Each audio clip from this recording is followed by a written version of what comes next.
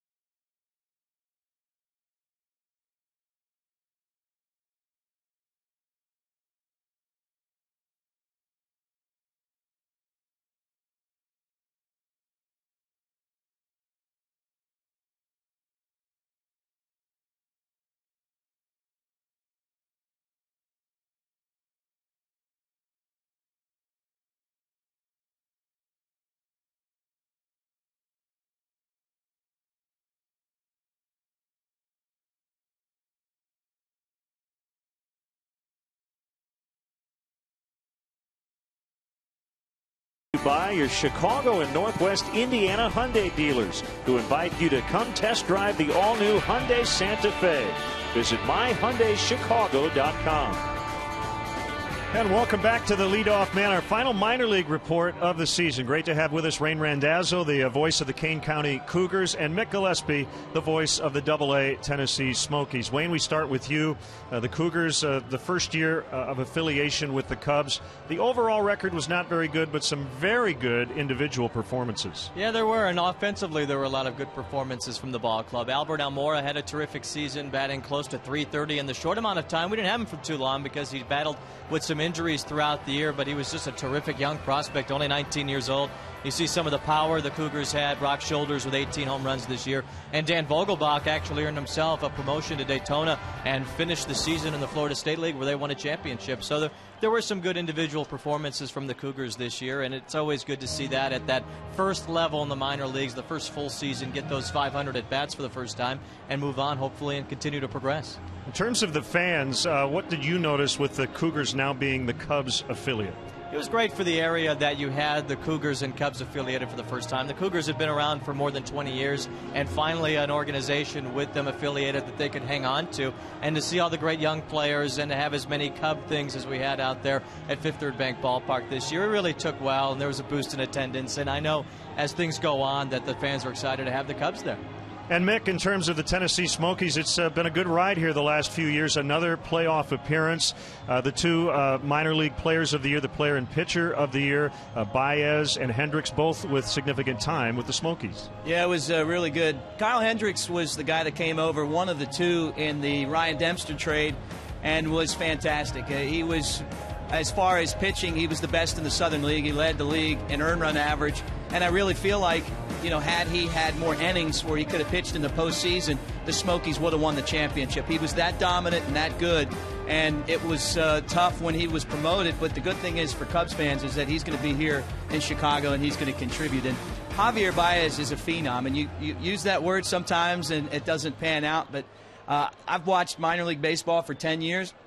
He's going to be a star. He hit 39 home runs, and that's counting the 2 he hit in the postseason. They weren't just trash time home runs. They were clutch. He's clutch. He had a lot of game-winning hits. He's as exciting of a player as not just the Cubs have, but that's in the minor leagues.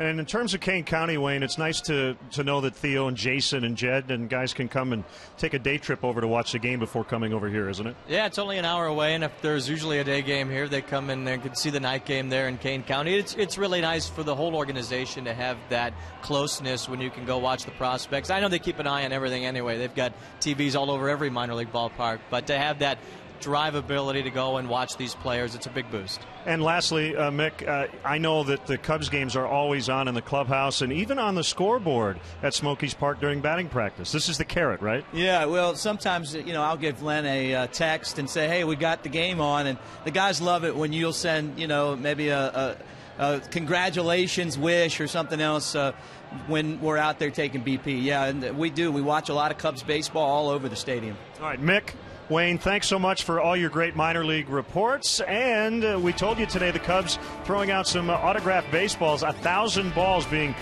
thrown to the fans here on Fan Appreciation Day at Wrigley Field. First to third coming up next.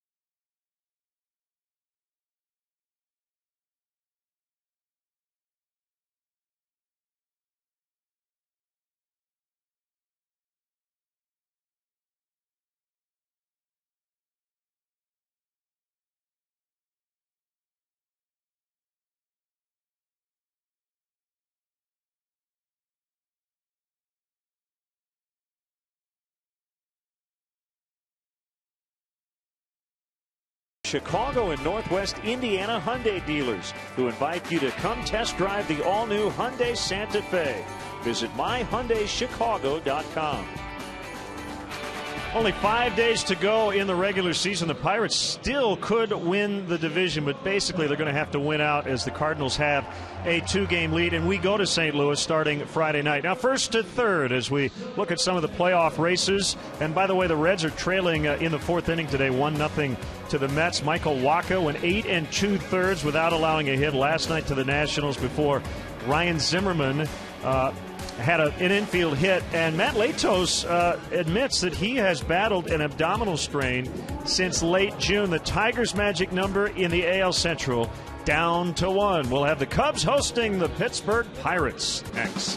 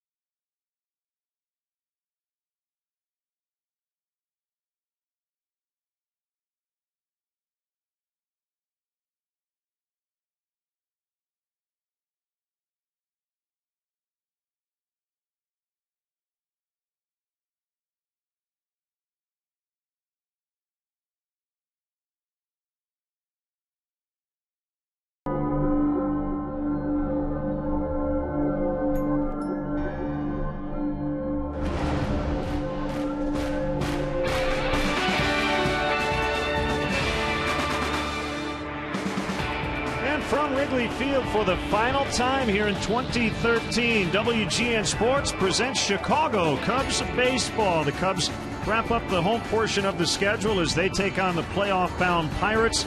And we welcome Cub fans from all over the country watching on WGN America, America's home for baseball.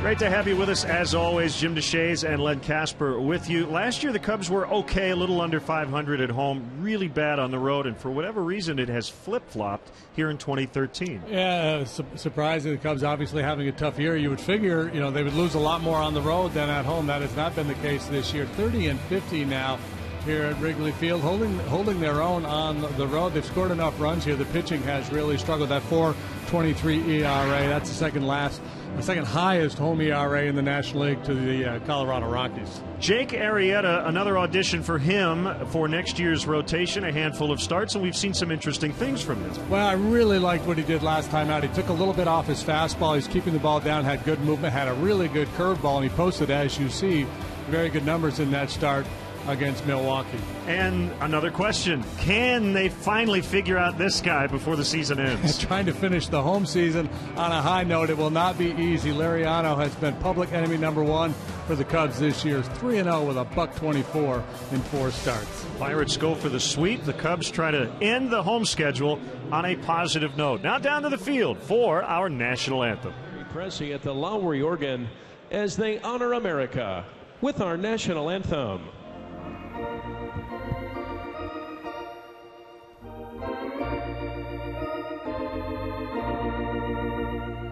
Oh, say, can you see by the dawn's early light what so proudly we hailed at the twilight's last gleaming, whose broad stripes and bright stars through the perilous fight o'er the ramparts we watched were so gallantly streaming,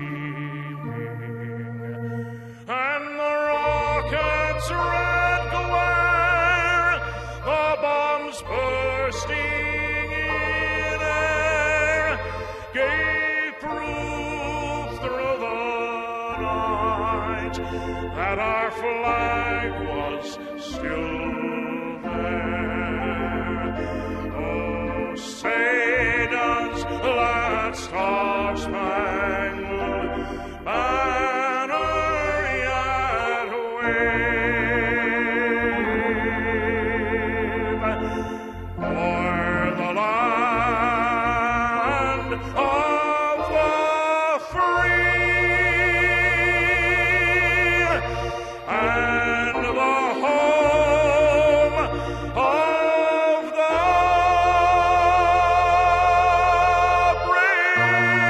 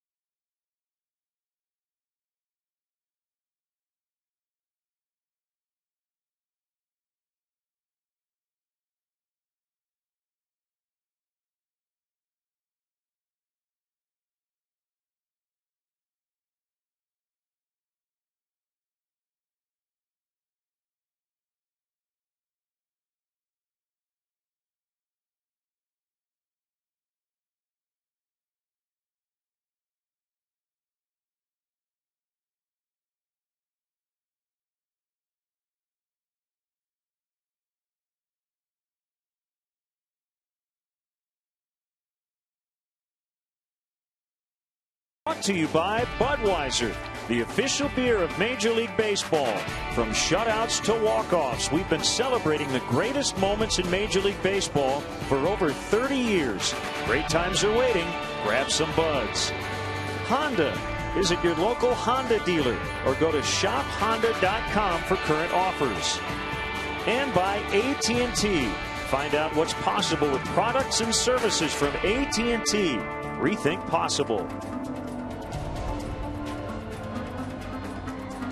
Chicago Cubs baseball in high definition on WGN TV is brought to you by Xfinity, your home for the most live sports.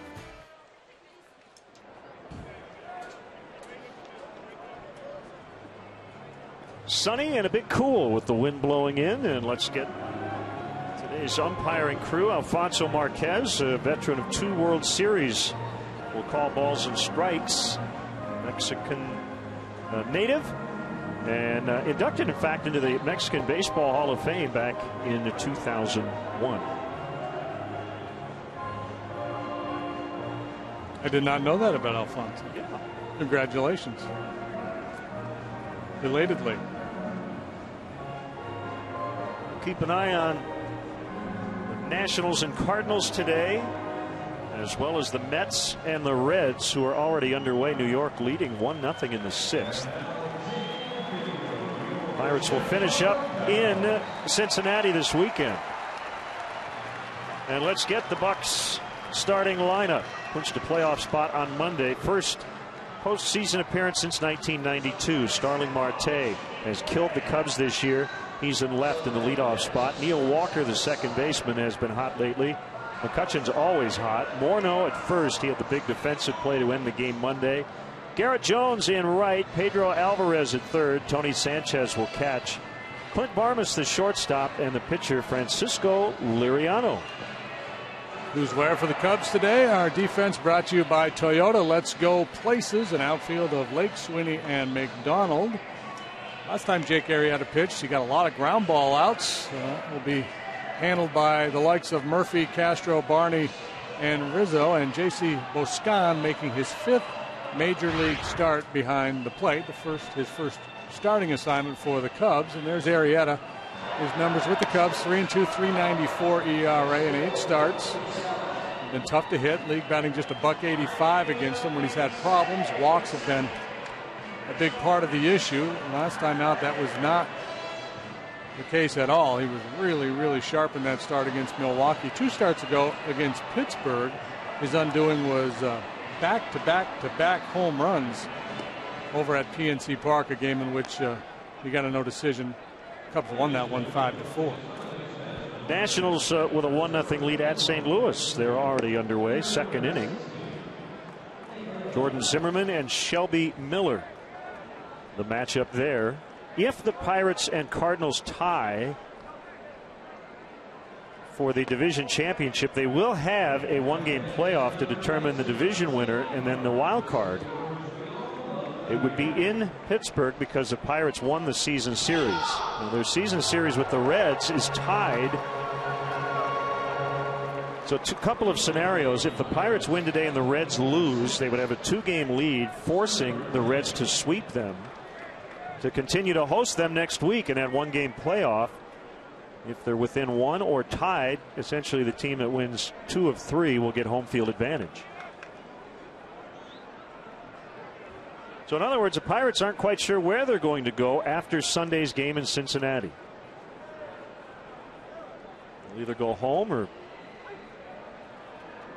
stay in Cincy, the 2 most likely scenarios. There's a strike called on Marte. That play-in game would be on Monday, so that would line up Liriano, the starter here today, to pitch that game against the Reds. Marte in the air and dipping and in and out of the glove of Darnell McDonald. I don't think he would have caught it. Looked like it hit the ground, then the glove. And that's a leadoff single for Marte. His 24th hit over the last 2 years, leading all visiting players.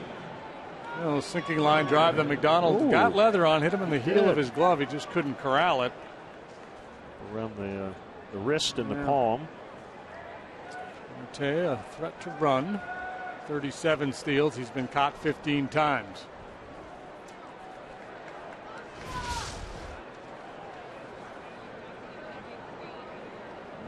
Jake's last start against Milwaukee, we showed you the numbers: 7 innings, 3 hits, 1 run. He walked 1, struck out 5. Got a lot of ground balls, good sinking fastball, and a real nice curveball. And all of his pitches working.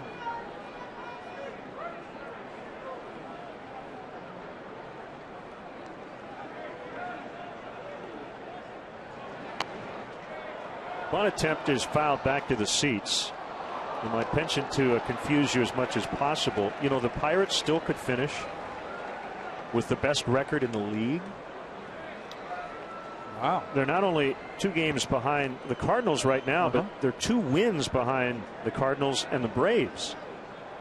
So they could go from essentially the 5th place to the 1st place team in the league in terms of seeding going into the postseason. That's what's on the line. Atlanta and St. Louis each with 93 wins. Dodgers are 91 and 66. Pirates 91, 67. A lot of 90-win teams.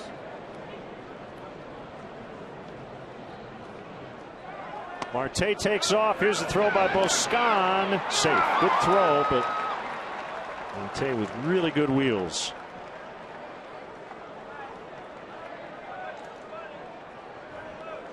I'm surprised to see Walker showing bunt there on that first pitch. He's been swinging a hot bat lately. He's got a lot of power from the left side of the plate. When you got Marte on the bases, why keep yourself up to advance him? Let him just steal the bag.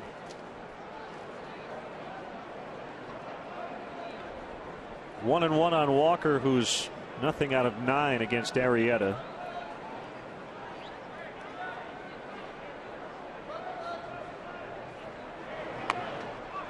Pops up another bunt attempt, and Boscan with the sliding catch in foul ground as Walker slams his bat down in disgust. Yeah, really curious to see Walker here in bunt mode in the first inning. You know, maybe the wind blowing in. It's going to be a tough scoring environment. They're going to play for a run because Liriano's been so good, but I'm a little bit surprised by that and impressed by the play by J.C. Boscan. Like they did the Cubs a favor there. Here's McCutchen.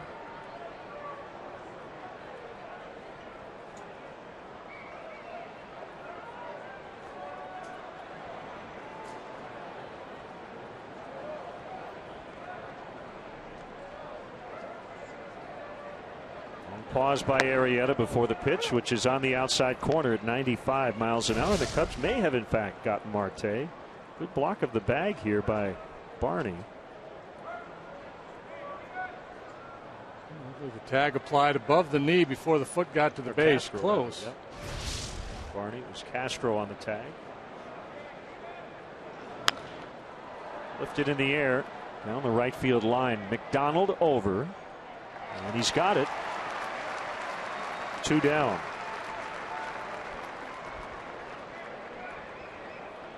Weather's been great. Really, the entire homestand. Mid-60s. Great send-off. It smells like fall. It smells like October, and the Pirates will continue on. Unfortunately, the Cubs will not. It's like the last day of school. Eat some cookies, watch some movies, and we'll throw all our papers up in the air at the end of the day.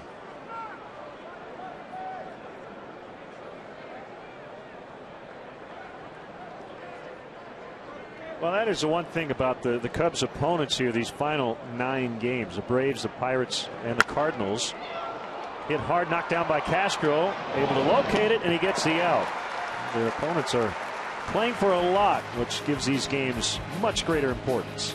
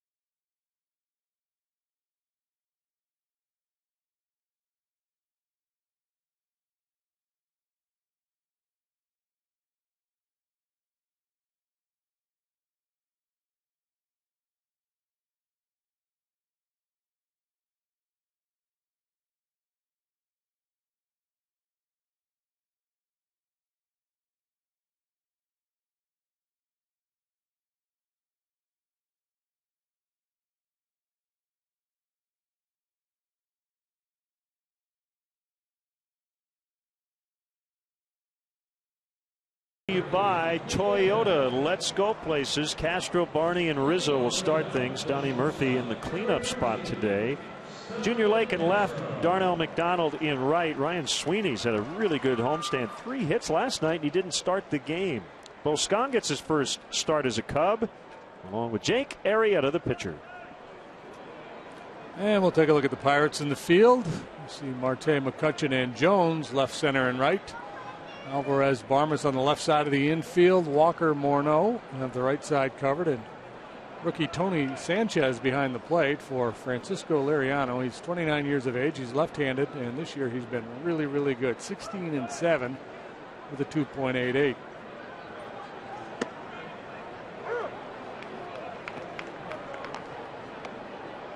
Strike one on Castro.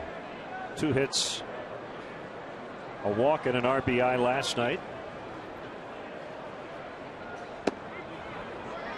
Swing and a miss on a good fastball, and it's 0-2. Liriano just under the threshold needed to be listed among the league qualifiers. He'll get there after a couple of innings of work. You got to pitch an inning for every game your team has played. And when he's there, he'll be among the league leaders in a lot of categories. Top 10 in batting average against, earned run average.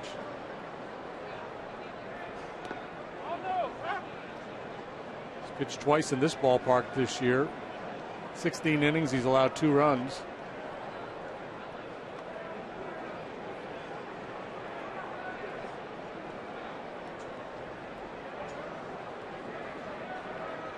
Time comeback player of the year candidate, along with one of his teammates, Marlon Byrd.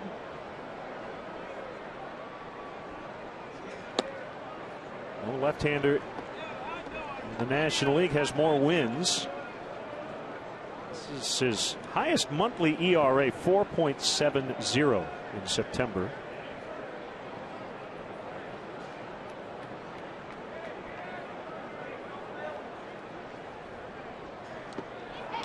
Castro chases a bad one, and that's out number 1. Liriano, you know, he throws a lot of pitches out of the zone. He's got a lot of deception on all of his pitches. His changeup and his slider, he throws hard, both from about 87 miles an hour. Gets great movement on both those pitches. Sink his fastball, and he does not give in.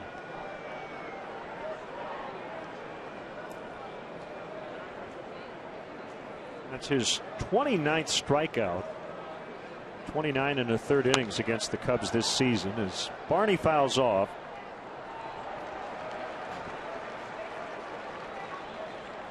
So Barney is 0 for 12 against Liriano. Rizzo 0 for 11. Sweeney 0 for 7. And a real difficult time trying to solve this tough lefty. It's line foul through the bullpen. Feels kind of bulletproof going out there this afternoon, the way he has manhandled this lineup.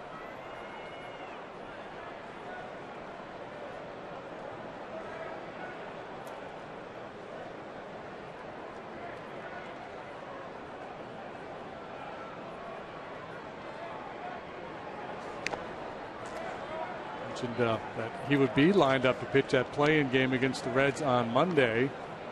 He's 0-3 against that club this year.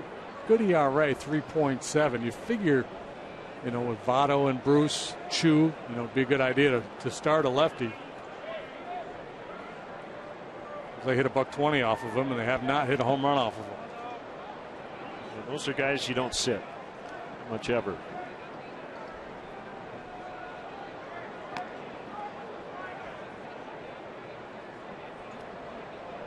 That's why we mentioned you'd be pretty confident that Billy Hamilton will make the Reds postseason roster because it's not a team that platoons much. Fouled away. By the way, this will be the answer to a trivia question. I guess it could be today, but we'll be down the road as Billy Hamilton's big league career gets going. The first catcher to nail him in the big leagues. Somebody got him last night? Today. Today? After a 13 for 13 start. Juan Centeno. Juan Centeno, the catcher for the Mets. Jay Bruce has 2 steals and Hamilton's 0 for 1. That's leading 1-0 in the 7th. There's Barney's first career hit against Liriano. After 12 unsuccessful tries, a little bobble by McCutchen, and Barney's at second.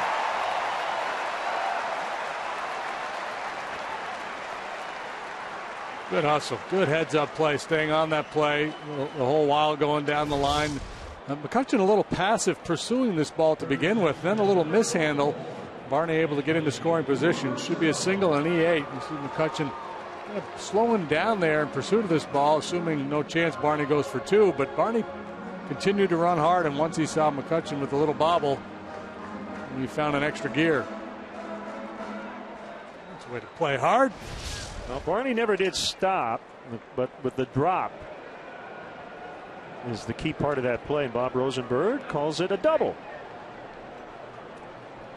If there was hesitation on Barney's part, that's going to be a single and an error. In my world, it's a single and an error anyway. I don't think he gets second base if McCutchen doesn't drop the ball.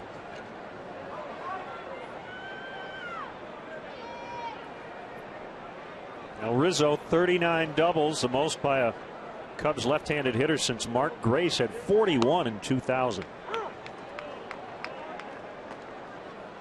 1 ball, 1 strike. Well, with Walker up there in the top half of the first inning showing bunt, you got the sense that the Pirate strategy was, let's just give Liriano a lead. It's kind of unorthodox to play for a run early, but let's play for one, give him a lead. Now that opportunity is the Cubs.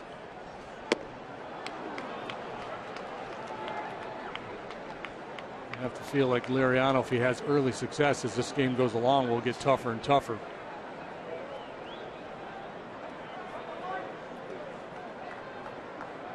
Early on, Anthony was pretty good against southpaws, but at the end of the day, just a $184. He has hit 7 home runs against lefties.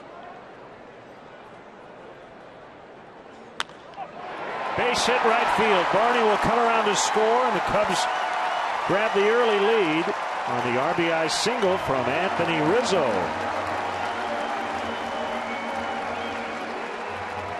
Drives in his 79th of the year.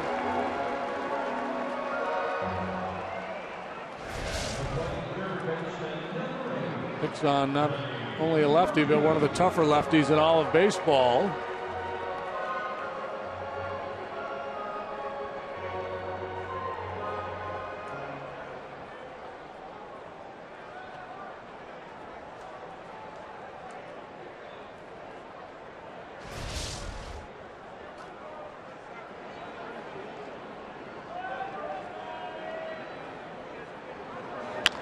Murphy hits a ground ball to third. Alvarez to Walker, and they cannot turn it. It was close at first. Murphy able to beat it out to keep the inning alive.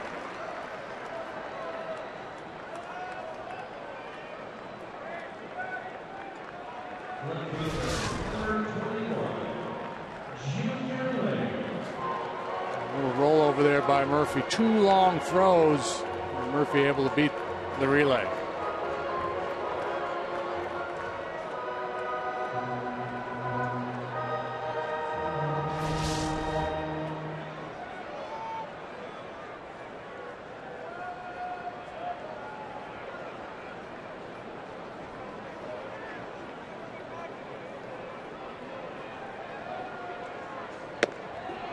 Swing and a miss by Lake. Quiet homestand, 1 out of 12.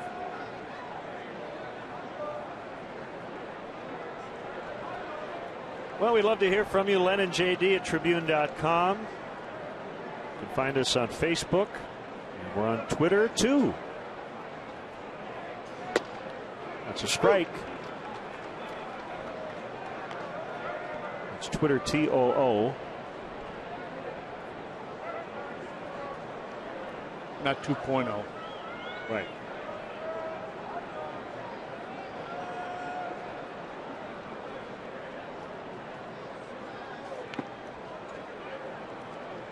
Tony Sanchez catching for Martin today.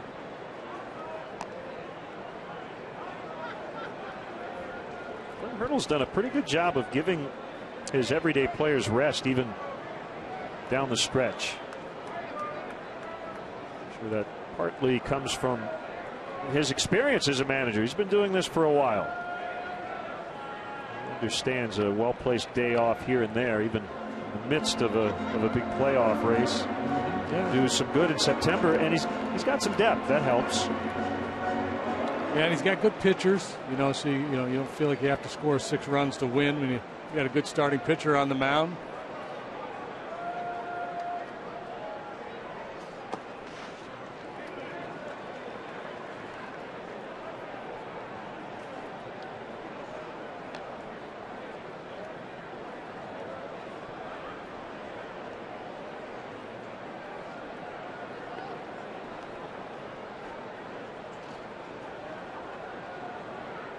Two balls, 2 strikes. 1-0 Cubs here in the first. Only the 5th run they've scored against Liriano in 5 starts.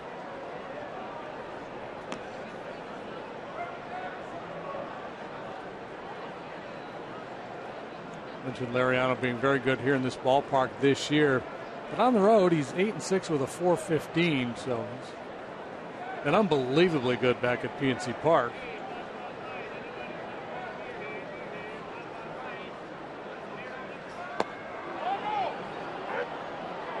Just able to hold up on his swing.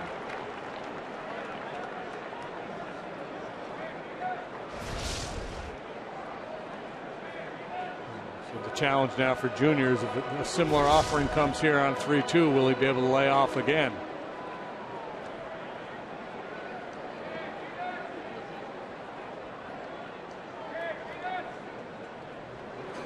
If he takes off, called strike 3. He laid off and got rung up. But the Cubs get the lead early on Rizzo's single. Barney scored it 1-0.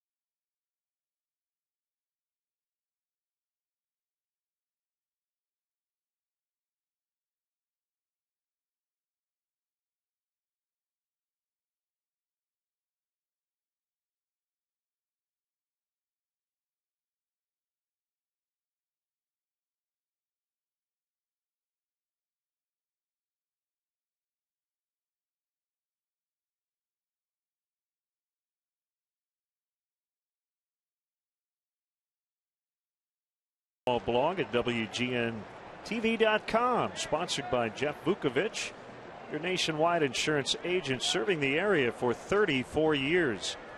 To join the nation, contact Jeff at jeffvuk.com. Nationwide is on your side. JD and I both have our end of the year posts. Some thank yous to hand out.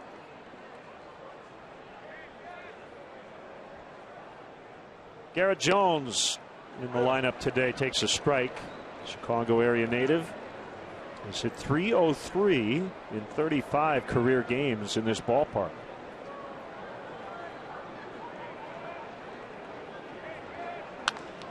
Ground ball under the glove of Arrieta, but Castro is there behind second, and he'll throw to Rizzo in plenty of time for the first out.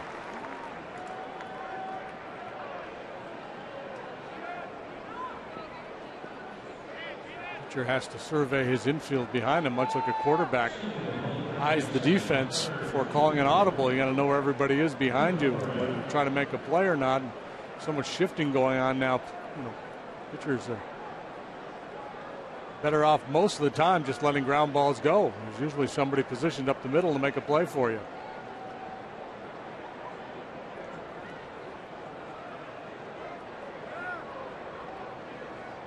Murphy has joined Barney on the other side of second against Pedro Alvarez. Ball one.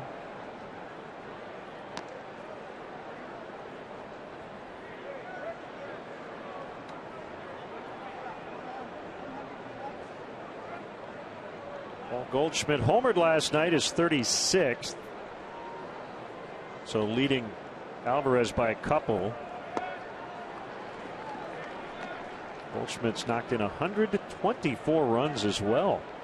How about the Diamondbacks? They won 2-1 in San Diego in 12 innings. They set a major league record for most extra innings in a single season. They played 79 extra innings. So they played almost the equivalent of 9 extra games. Wow.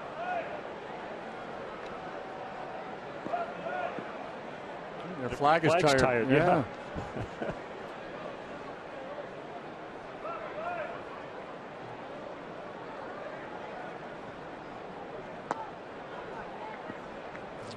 Mixing it up here with Alvarez. Curveballs, change-ups. Likes to sink his fastball. His fastball averages 94 miles an hour.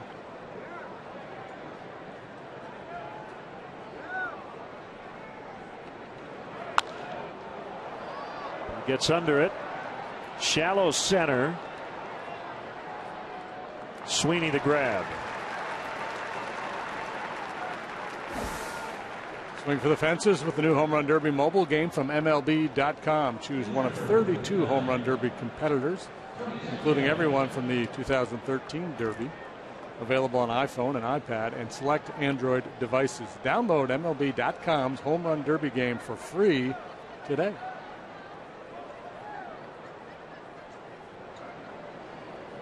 Now the rookie catcher, Sanchez. Valuable experience for him, no doubt. 4th overall pick in the 09 draft. At the Boston College. He's from Miami.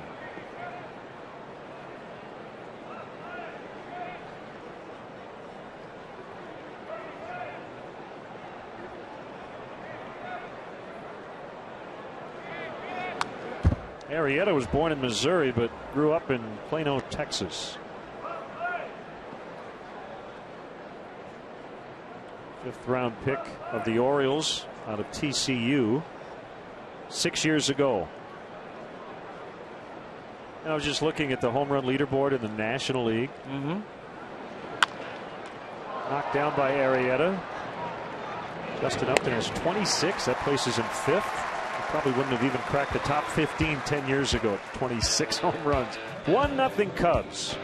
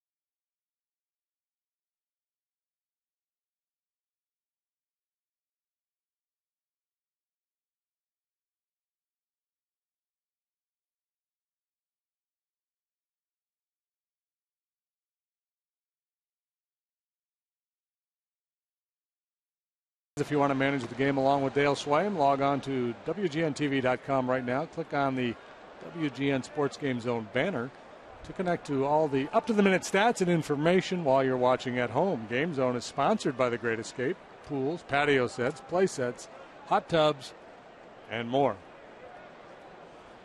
Cubs leading 1-0. They bat in the bottom of the second. So in 2001,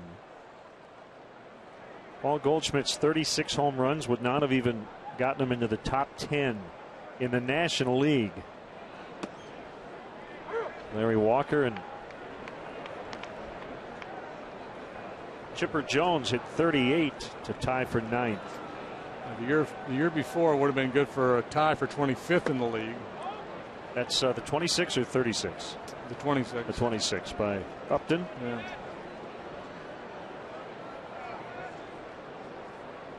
Sammy, 2000.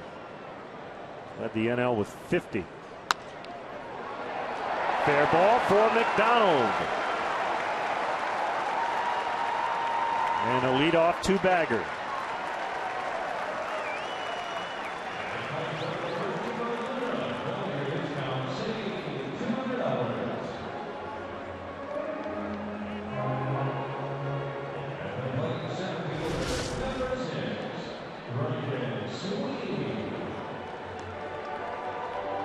McDonald shooting that one down the right field line, an easy double as Jones has to be a little cautious pursuing that one. Couldn't let it sneak all the way into the corner for 3 bases. A tough assignment for Sweeney here today against his tough left-hander, but an opportunity to help out a little bit, even if he just advanced McDonald to third base.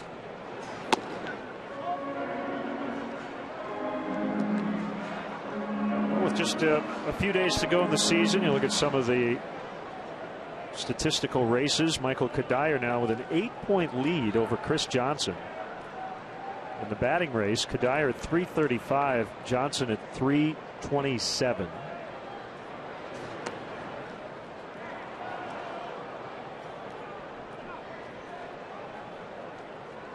Joey Votto will probably lead the league in on-base percentage again. He's got a 12-point lead, 436 over his teammate Shin-Soo Choo.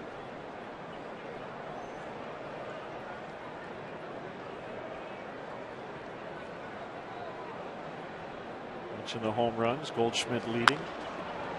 Past the pitcher, that'll allow McDonald to get to third as Barmes comes across and gets Sweeney.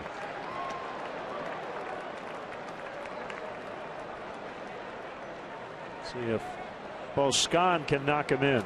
So Sweeney able to get McDonald over to third base. McDonald trying to make a little backhanded play here. He got lucky because if he deflects that towards first base, Sweeney probably reaches. Whoop, hang on now. Bring their infield in. Matt Carpenter, the only National Leaguer with a shot at 200 hits. He has 198. He also has a 13 double lead in that department. He has 55 doubles this season. Matt Carpenter.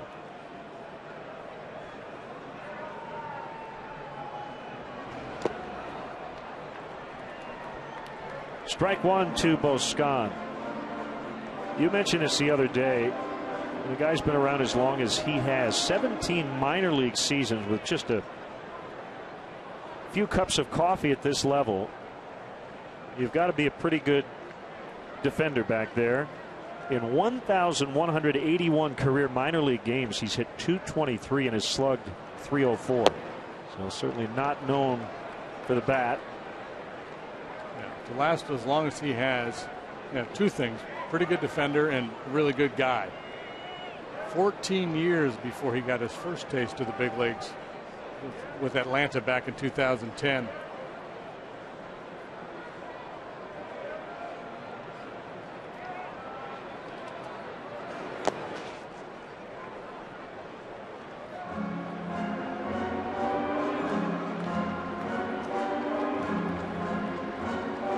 We've talked a lot this year how the Cubs have not been able to cash in certain situations like this one, leadoff double.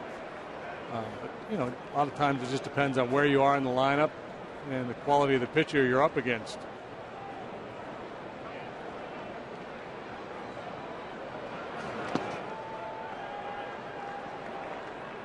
2 balls, 2 strikes. The pitcher Arrieta is on deck. Miguel Cabrera probably will lead the American League in the rate stat Triple Crown categories: batting average, on base percentage, slugging percentage. A slash line of 347, 443, 642.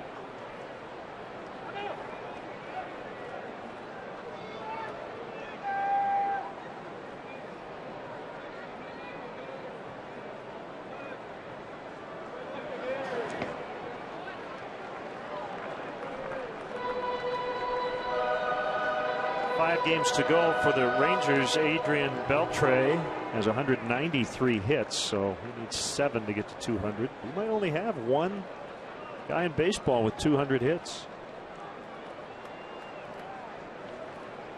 Cabrera's actually been better this year than last. Last year, of course, he won the Triple Crown. Right? Both guys. Still 3-2 on Boscan. Chris Davis will win the home run title. He's got 52 and counting. Chris Carter will win the strikeout race. He's got 208.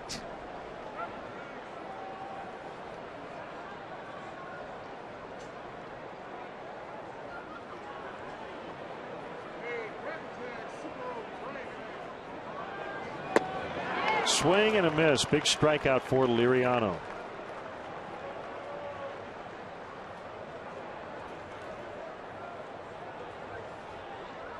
They'll bring up the pitcher Arrieta with the infield back.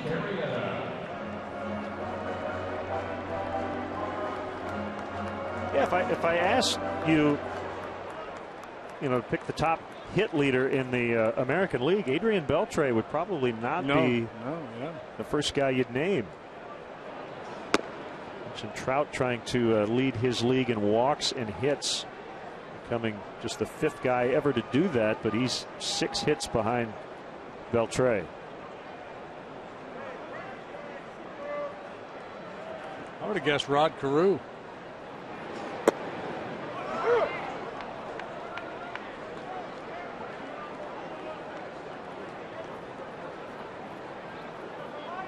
One and 1 the count. Jacoby Ellsbury leading the majors with 52 steals.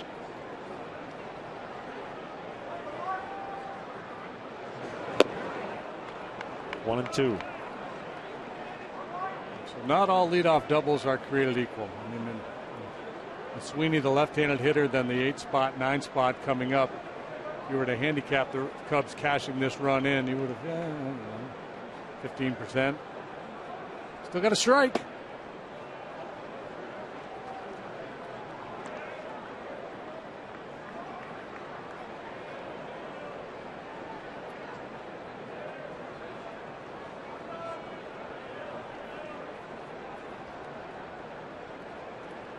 Liriano from the stretch. The pitch. Swing and a miss to end the inning. But the Cubs cannot cash in that leadoff 2-base hit by McDonald. They lead 1-0 at the end of 2.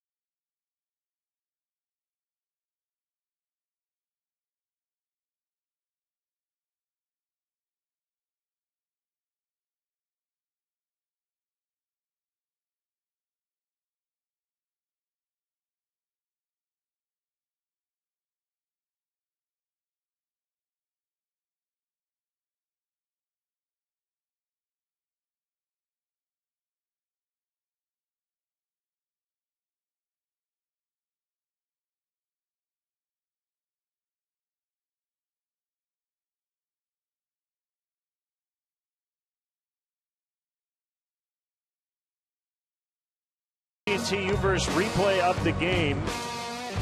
Just imagine Gabby Hartnett running, because there's no actual film or video footage from 1938, but we're just a few days away from the 75th anniversary of the famous Homer in the Gloaming. Find out what's possible with products and services from AT&T. Rethink possible.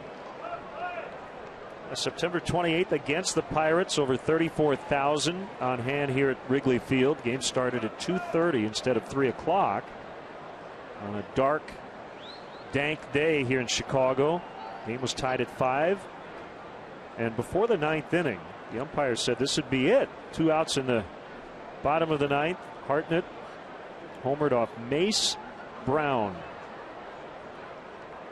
The shot we had was of Hartnett reaching home plate. Cubs went into first, beat Pittsburgh 10-1 the next day, and won the pennant by 2 games before losing in the World Series to the Yankees. Hartnett was player manager. Charlie Grimm started that season. Hartnett finished it.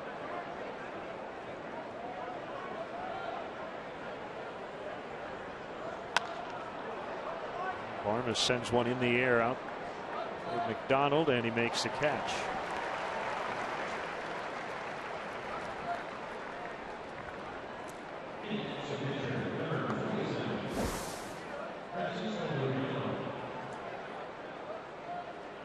Be a part of Wrigley Field's 100-year anniversary by buying a limited edition Chicago Cubs Christopher Radko glass ornament. Ornaments are $55. All proceeds will benefit Chicago Cubs charities. Go to Cubs.com/ornament for more information. Charles Leo Hartnett, born in Woonsocket, Rhode Island. Where Rocco Baldelli's from? Maybe. Hartnett died in Park Ridge. He's buried in Des Plaines at the All Saints Cemetery. Passed away in 1972. The Hall in 1955 as a player. That ball will be caught by Lake. Well struck by the pitcher Liriano.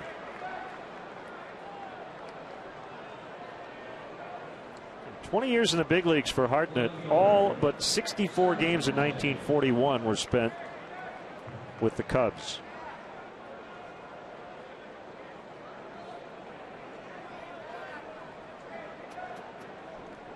First half of that century, many believe he was the best catcher in the National League.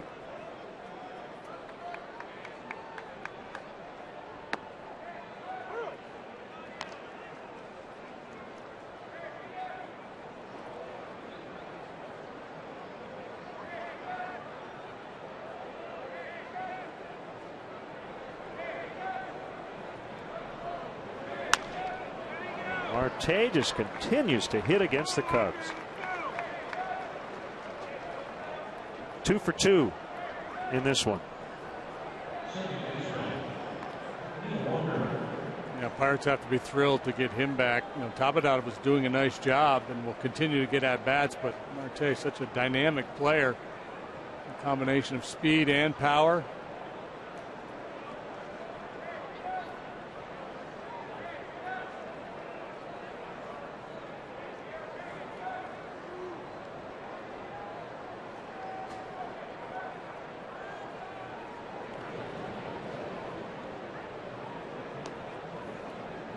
Yes, Rocco Baldelli from Woonsocket.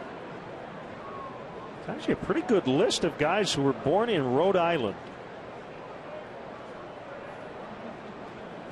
Nap Lajoie, Gabby Hartnett, Paul Konerko, Davey Lopes, Bill Allman, born in great state of Rhode Island. Chris Iannetta.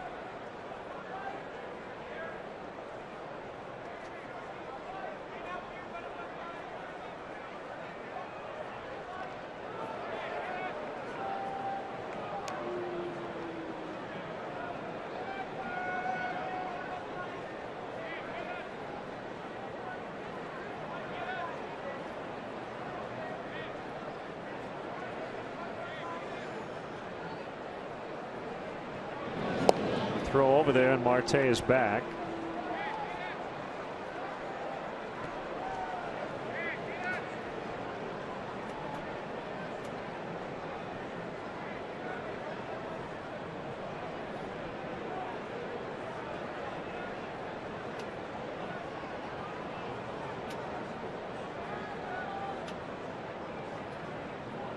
There he goes. Walker taking all the way, and Boscan can't even make a throw. Marte 2 for 2 today.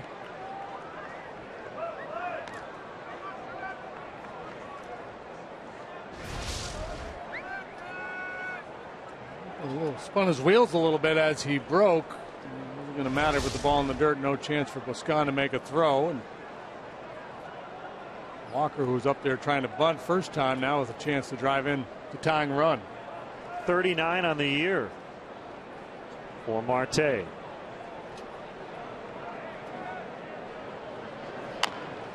Chop to third. Murphy's got to hurry, and he won't make a throw. Trying to deke Marte, but he was just too far up the line to catch him before he got back to the bag.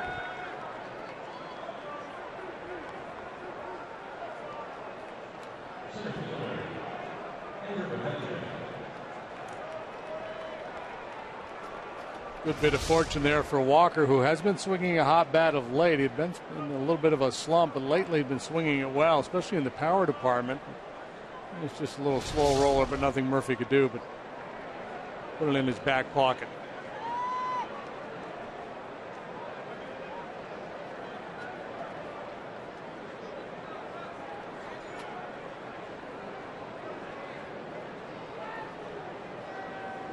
Never dangerous Andrew McCutchen. It's at ball 1. Last time out, Arrieta did not throw as hard as he had in his previous starts, and I think that was by design. He was keeping the ball down, throwing more two-seamers, getting better movement. It was a much more controlled outing for him. It didn't look like he was trying to overpower hitters. Cutter that time blown outside, 2-0. Morneau on deck.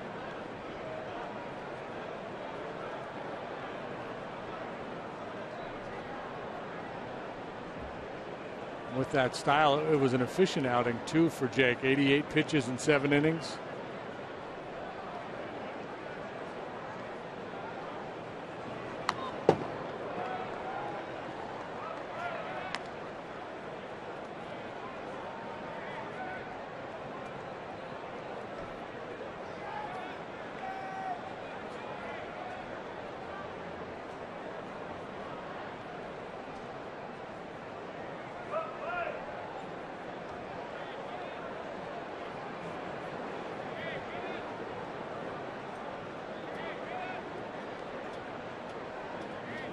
Two-1. Sinker low and away.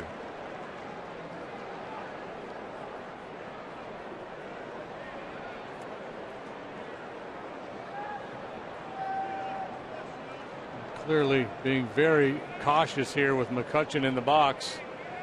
The downside, of course, is if he's not chasing, you put him in a very hitter-friendly count.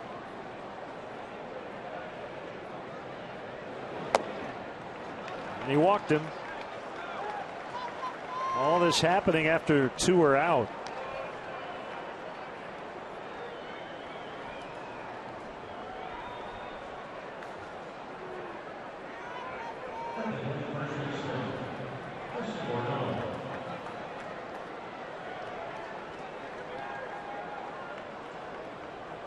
Well, Morneau on Monday night had a great 9th inning on defense.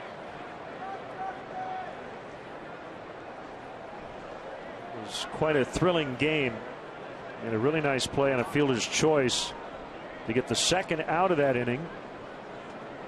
And remember Ryan Sweeney's single. Marlon Byrd had trouble handling it. Nate Scherholtz tried to score, and McCutchen fired toward the infield. Morneau almost tripped over the mound. He ended up about 50 feet from home plate and quickly fired the relay throw to Russell Martin in time. 20 minutes later, with the Nationals losing in St. Louis, the Pirates clinched a playoff berth.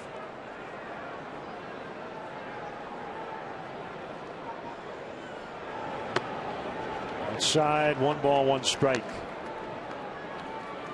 So sooner or later, if you're Jake Arrieta, you have to be willing to catch a little bit more of the plate. Understandably cautious with McCutchen, and Morneau's got a pretty good resume himself. He's not done a lot of damage since joining the Pirates. He's not hit a home run yet in a Pirate uniform.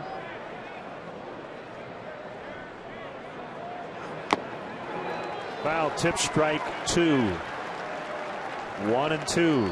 The former American Leaguers battling here in the National League, Arrieta and Morneau.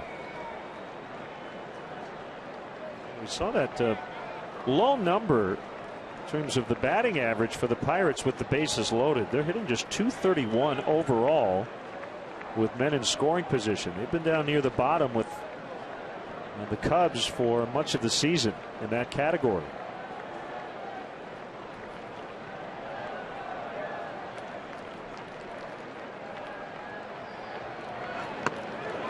Just missed. I thought I saw a little flinch from Alfonso Marquez. He wanted to call it and just didn't pull the trigger. A little backdoor slider or cutter.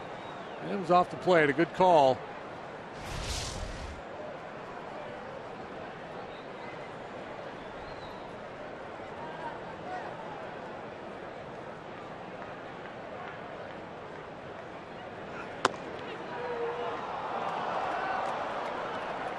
Action pitch now, 3 and 2, bases loaded. Arrieta going to hang on to a 1-run lead here early. Tay at third, Walker at second, McCutchen at first.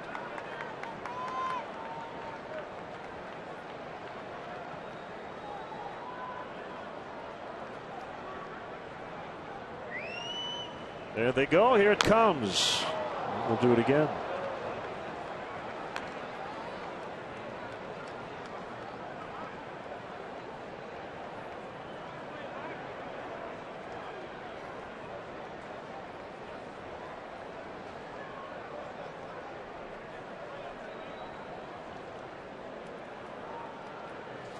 Runners moving with the pitch. McCutchen with his speed on first base. A double would clear the bases here for sure.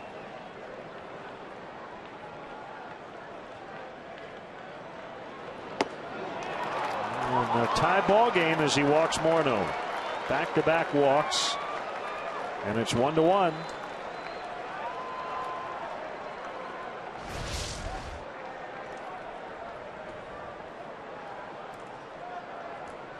Went back with that cut fastball. See if Morneau would swing over the top. He had just seen one. The pitch prior to that was very similar. He fouled off. Able to disregard that one and get an RBI by drawing the walk. And now Chris Bosio out to chat with his young right-hander.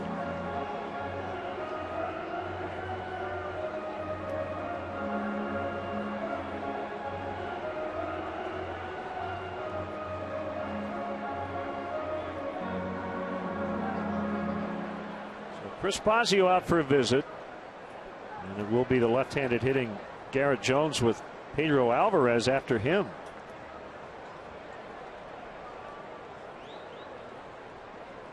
And it's always that challenge for a pitcher. How aggressive, do you want to be against certain hitters, RBI situations? And Arrieta's got plus stuff, so he can be a little bit more aggressive than others. Clearly he wanted no part of McCutchen and was very cautious with Morneau as well.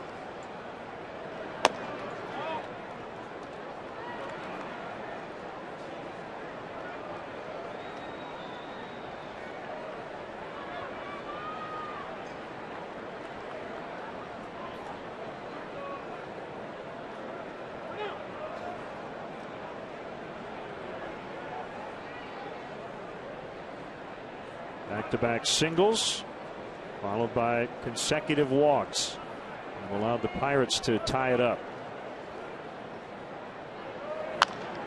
On the ground to Barney to end the inning. But they tie it on the bases loaded free pass. It's 1-1 in the third.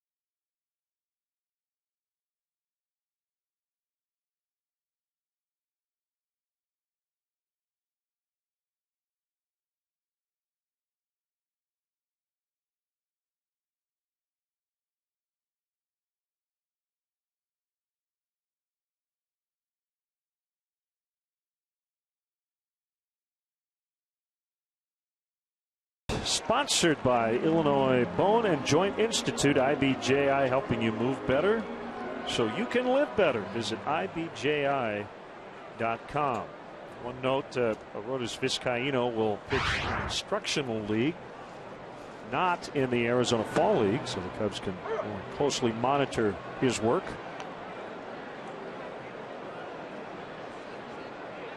And a thanks to Wayne Randazzo and Nick Gillespie for giving us our final minor league update.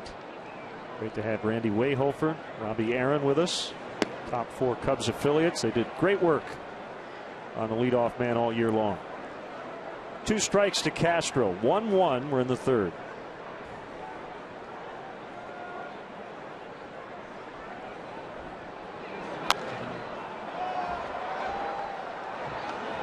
We have room for Sanchez, and he's got it right in the on-deck circle.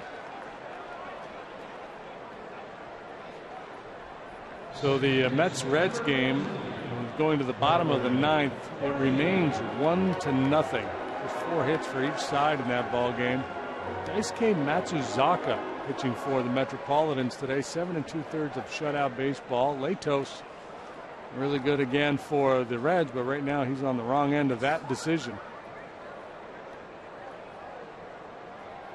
So based on today's pitchers, you could be looking at Liriano and Latos. On Monday, yeah.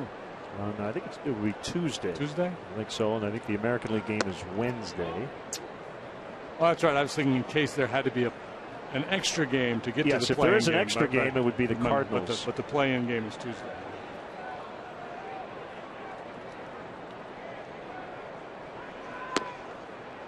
Two and one on Barney. Reds in jeopardy of dropping 2 out of 3 to the Mets. They won the opener in 10 innings of that series, 3-2. The Mets beat them last night 4-2.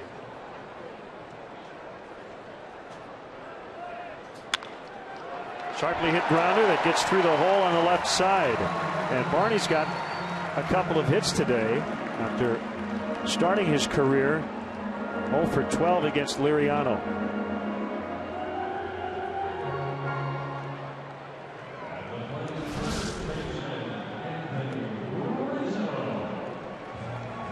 Top of that ball hit it on the ground, but firmly enough to get it beyond Pedro Alvarez.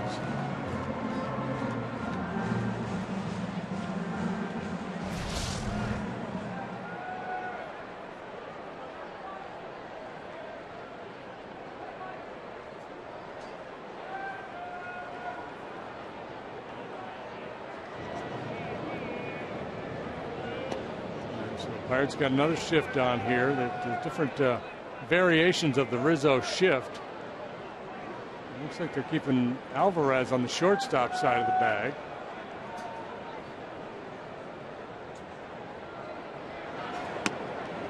Well, boxed by Sanchez on a passed ball to send Barney to second. And a goat head in his mitt. And just clanked this one. Oof.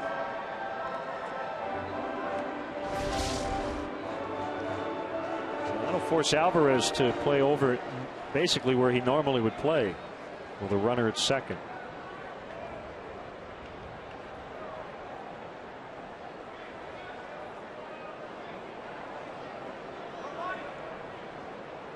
Armas remains shaded up the middle, so Rizzo with a lot of room between second and third. Rarely hits the ball on the ground in that direction. Hey, fellas, take some time off, watch a ball game.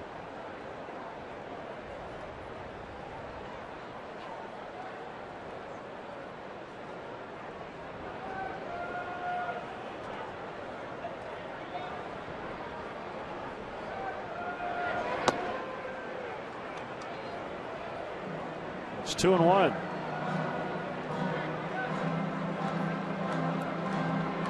Last year, Liriano went 6-12 with a .534 combined.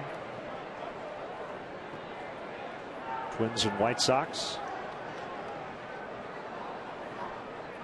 Came in with basically the same amount of innings as he had all of last year, and his ERA at 2.88 coming in. They've cut way down on his walks. That's been a big key for him.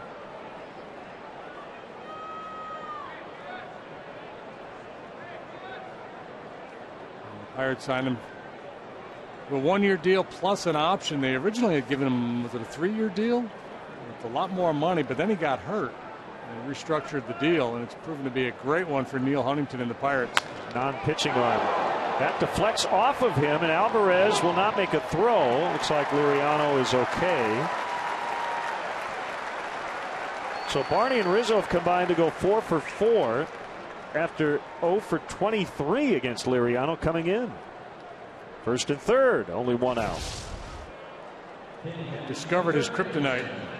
Whacked that one right off of his leg, it looked like. That's a base hit.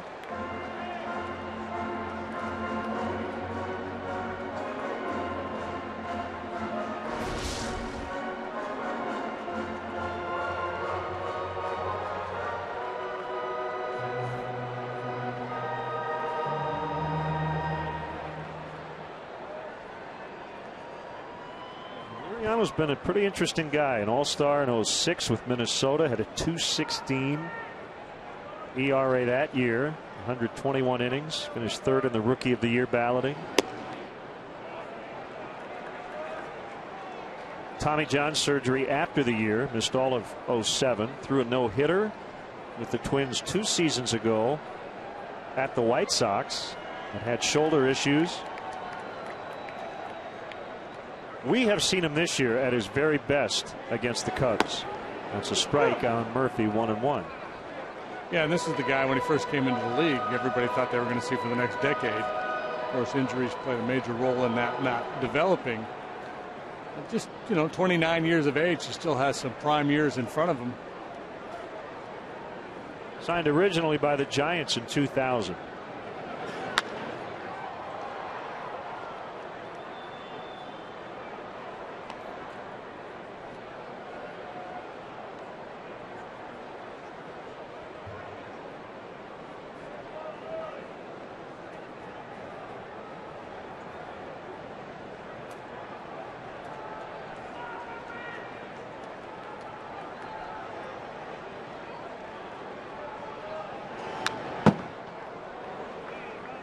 Count holds it 1-2 to Murphy.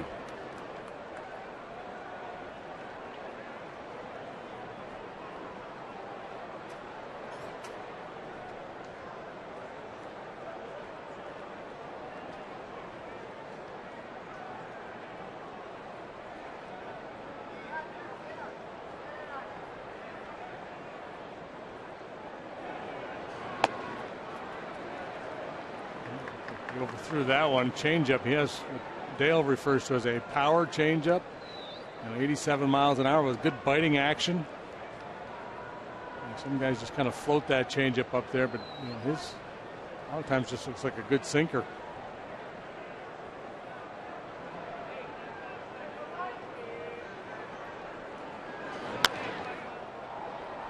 There it is right there. It's a tough pitch, and now you start thinking about that and you become very vulnerable to that fastball in on the hands.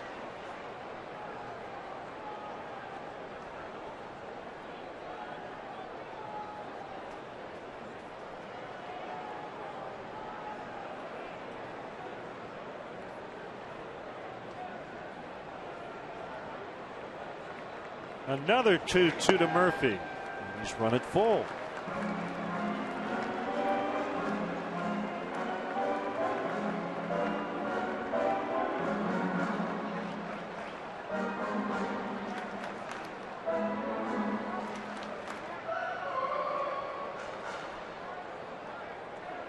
One changeup way up out of the zone.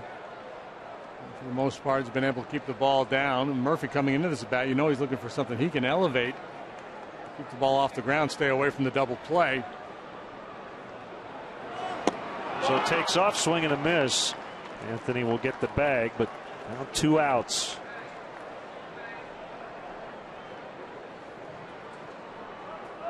Spend a winter weekend with your favorite boys of summer and help the Cubs kick off Wrigley Field's 100th anniversary celebration in 2014 at the 29th Annual Cubs Convention.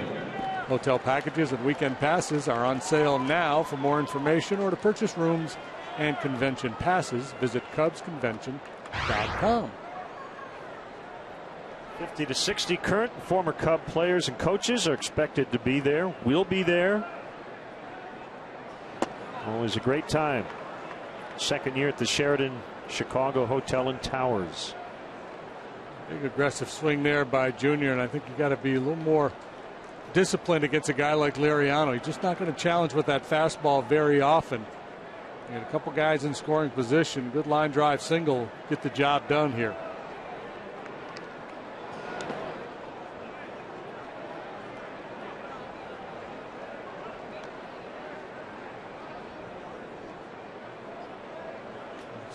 Part of the maturation of a young hitter. The longer you're in the league, the more at bats you have. You just get a better feel for what teams are trying to do to you specifically and what pitchers do in any given situation.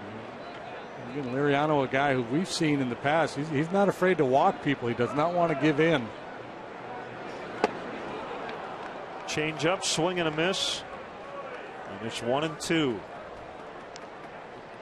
Got out of a runner at second, nobody out. Jam in the second, trying to get out of a first and third. One out situation here this inning.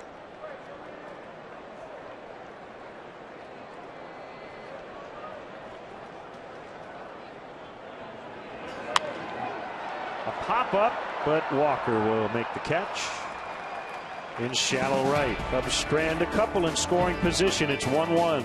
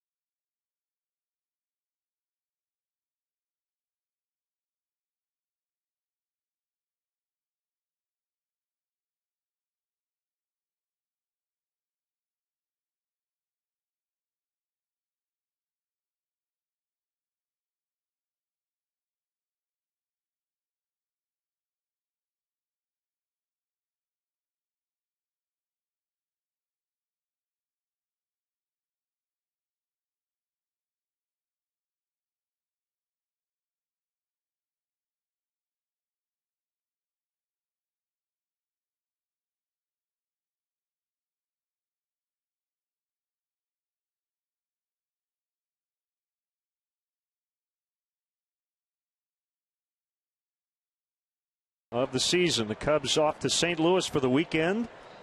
Pirates head to Cincinnati. Playoffs start next week. And we want to send out congratulations to Steve Farber, who's been the acting general manager of WGN Television, now the senior vice president of operations for Tribune Broadcasting. Congrats to Steve.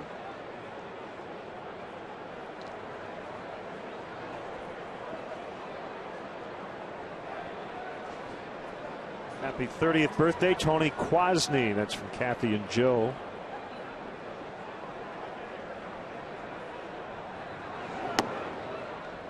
Called strike on Pedro Alvarez.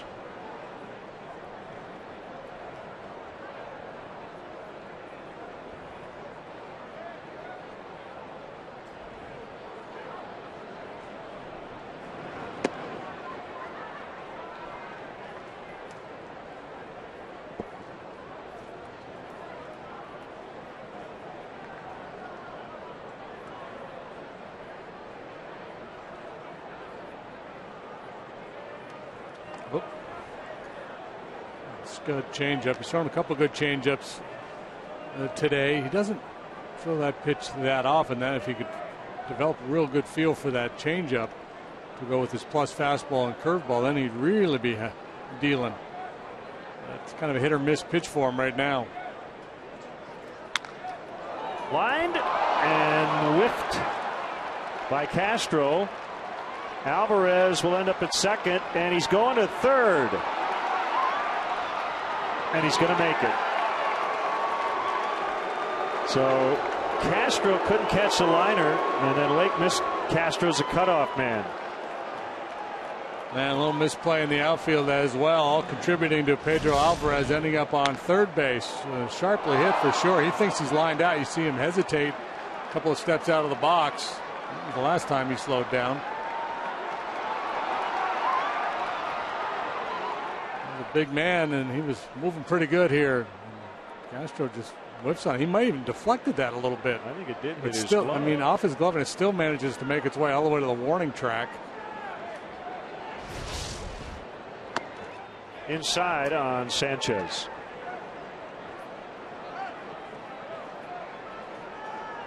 Still waiting on a scoring decision. It's an error on Castro.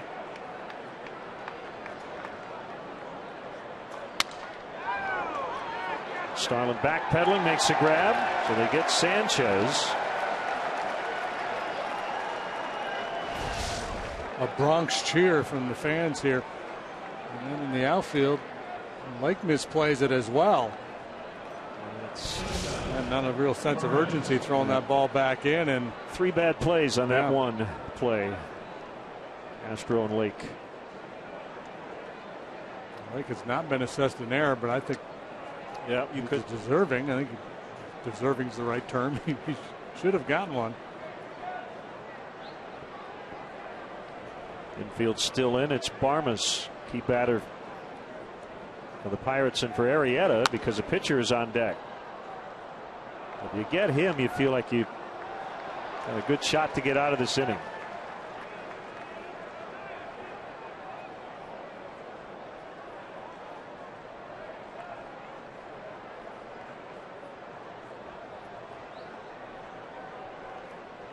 Situation sometimes we see a manager put a squeeze on for that very reason. You got the pitcher on deck.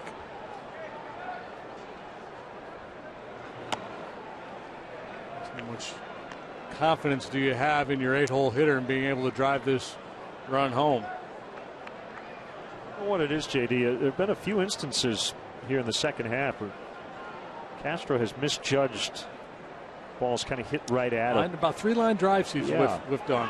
Suicide squeeze, bunted foul. So Barmas did get his bat on it as Alvarez was running hard down the line. 1-2.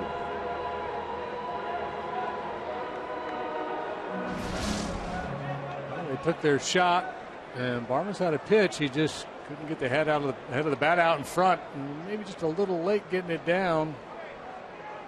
Pops it up, no harm done, as the Cubs weren't able to make a play on it.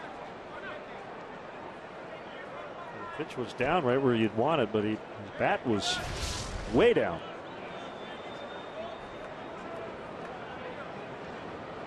Couldn't get on top of it.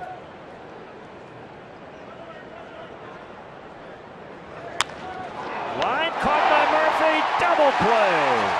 Wow. And the inning's over. How about that inning? Still 1-1.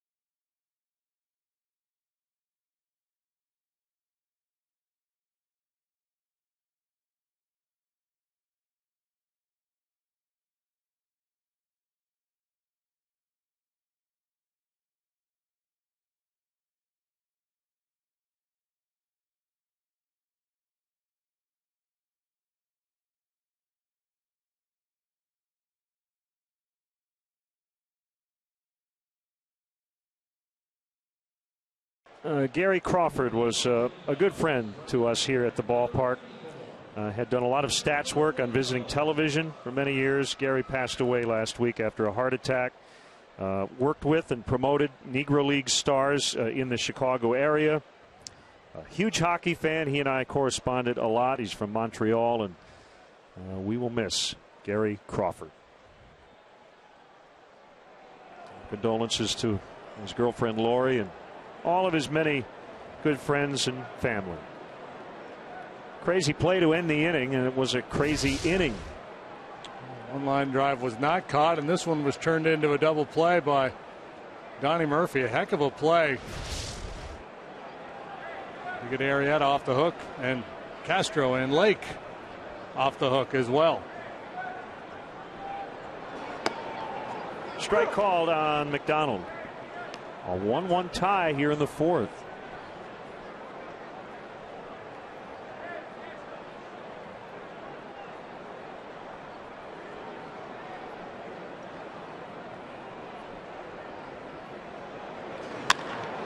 Drilled out in the left center. All the way to the door. And Teo pick it up. McDonald the second. Well, he led off the second and now the fourth with a double. We'll see if he can score this time. Double for McDonald this afternoon. One down the right field line. This one whacked into the alley in left center. So he's had no issue with Liriano. 5 out of 10 against him now with that swing of the bat.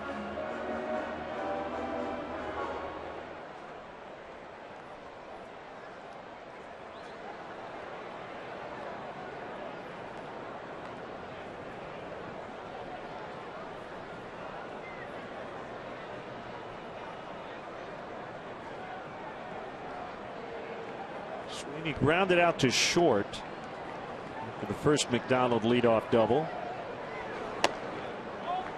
And looks at ball one.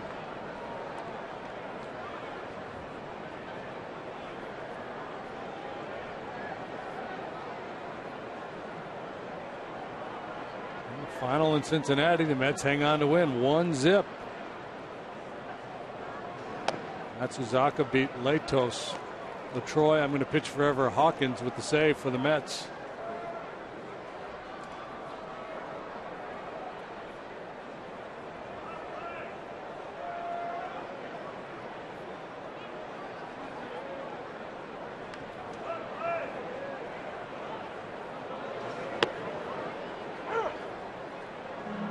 Two and one.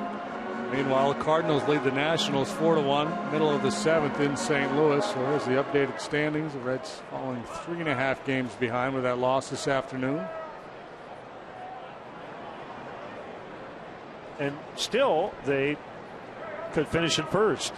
But the Nationals would have to come back late against the Cardinals today. They would have to hope for a Cubs sweep and sweep themselves over the Pirates.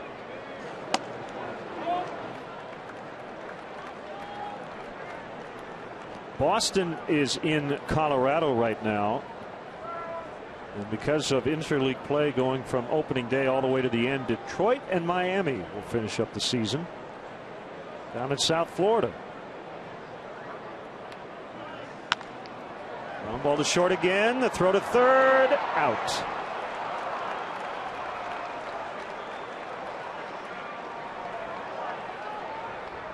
Let's step aside and see what's coming up on WGN.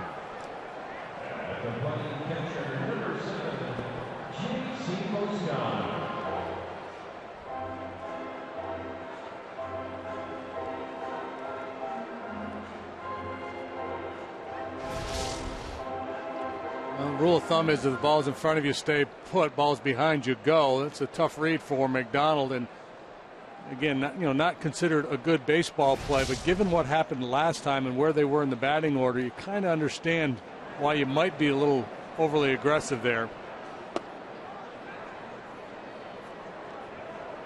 Either trying to essentially steal third base on that ground ball to short, or maybe wait till the throw is made to first and then try to hustle on over there to third base.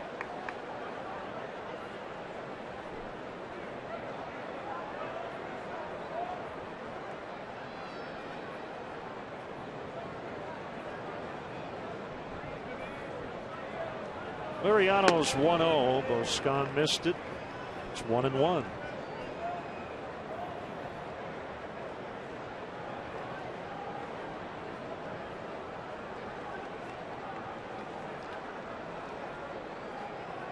Mentioned earlier, the Diamondbacks setting a new extra innings record.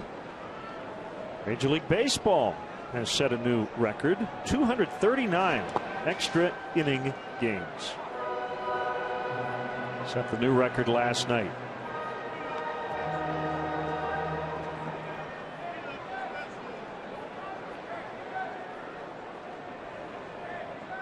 What that means, I have no idea. Yeah, it's just interesting. It's parody, it's drama. Did you notice what the Orioles have done this year in one-run games and extra inning games? The opposite of what they did last year. Yeah. Remember last year, and everybody was looking for a reason. They were trying to, these Orioles are gutty, gritty bunch. They know how to win. Throwing all these kind of cliches out there. Maybe it just happened. This year, they've not been very good in extra innings or one-run games. Yeah, one-run losses have a lot of interesting factors. There's 17 and 31 games decided by a run. Number one, bad teams generally just lose a lot. So bad teams can lose a lot of one-run games.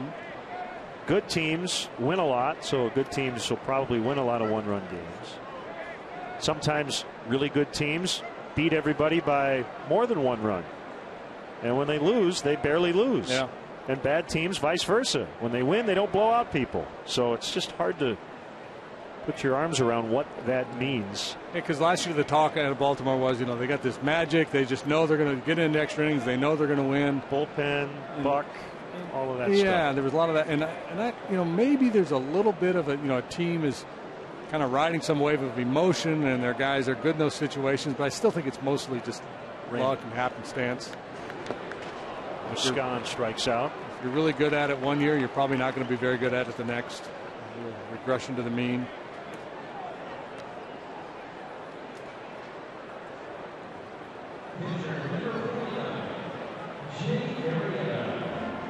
So again, not to defend McDonald's base running here in this inning, but I guess to a degree to defend it. Can understand, and I don't even know he was thinking along these lines. He probably wasn't.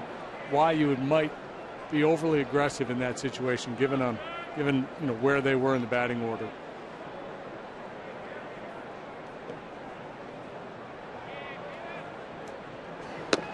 So just to wrap up the Orioles note, 29 and 9 in one-run games last year. In addition to that, 16 and 2 in extras. This year, 17 and 33 in one-run games, 8 and 7 in extras. So last year when they were winning all those games, in the post-game interviews, players were saying things like, "We just never give up. We never quit on each other." So we believe that they're giving up this year.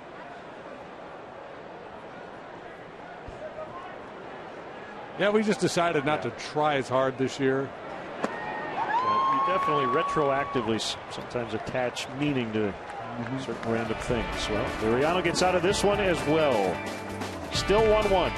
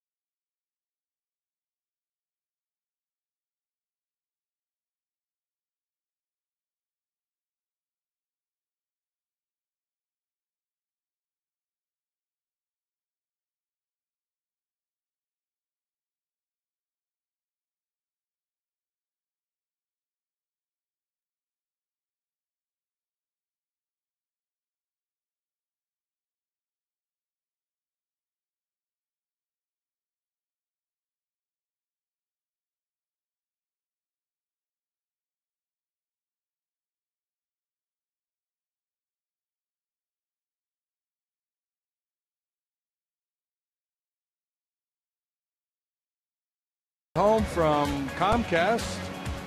Just minutes before the start of the ball game today. Cubs players making their way around, tossing some souvenirs into the stands.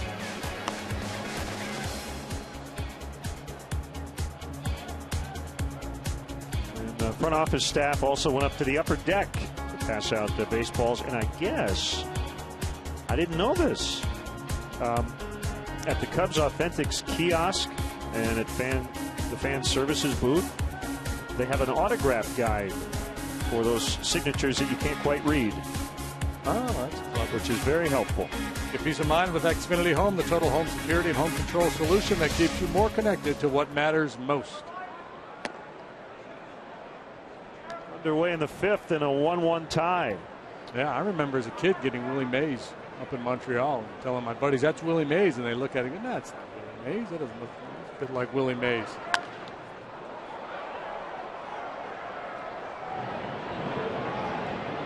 Murphy has room to retire Liriano.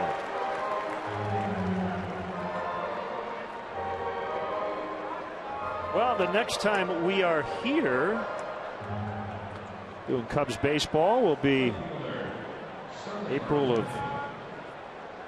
2014. The Cubs will be celebrating the 100th birthday of Wrigley Field. Pretty neat. Ryan Sandberg will be here with the Phillies.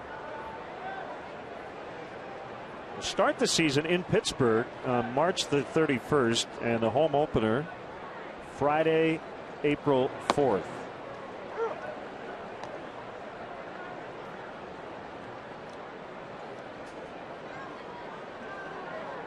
Of course, the Cubs didn't start playing their home games here until 1960. It was built for the Federal League, Federal/Wales. Played at what was then known as Weekman Park.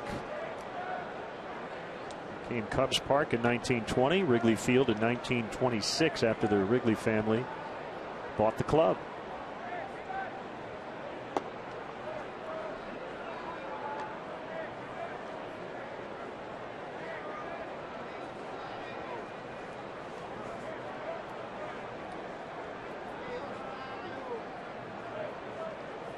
Climbing the ladder.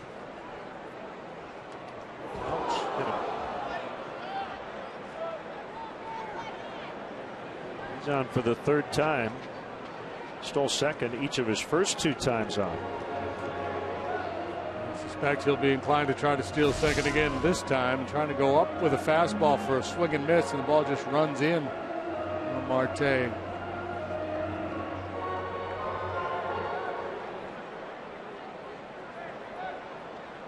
Cubs Authentics provides the perfect gift for the sports memorabilia collector in your family this offseason.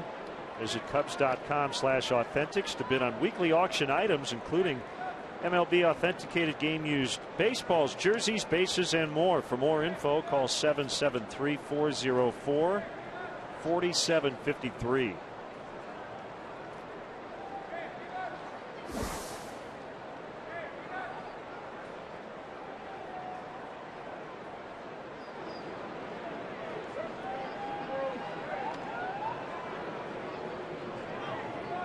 Marte nearing 40 steals. He's got 39 and counting.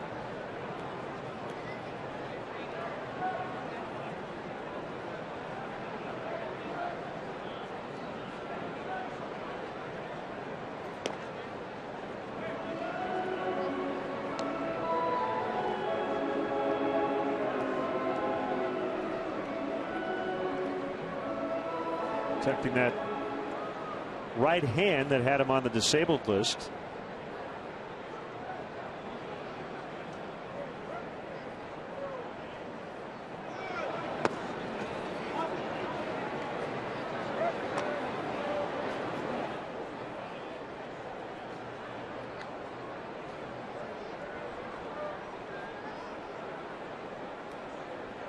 So baseballreference.com, one little box they put in the middle of their page, MLB best, middle, and worst, which is really interesting.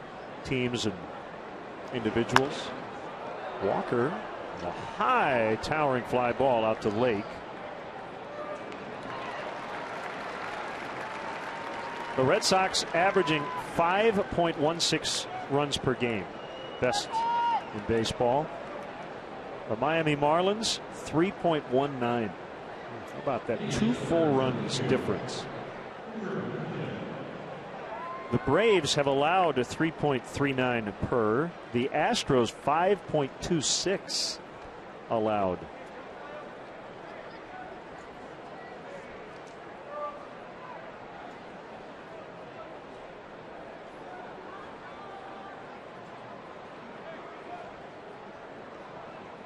Clayton Kershaw, the best ERA, 188. Edinson Volquez, 577. They're on the same team now, right? Yeah, Dodgers signed Volquez, stuck him in the bullpen.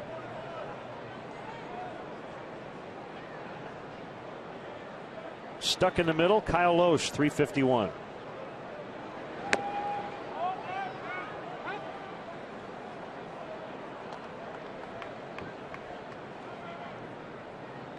Seen a resurgence of pitching in the last couple of years, whether it's just quality arms coming into the league or the more stringent testing for PEDs.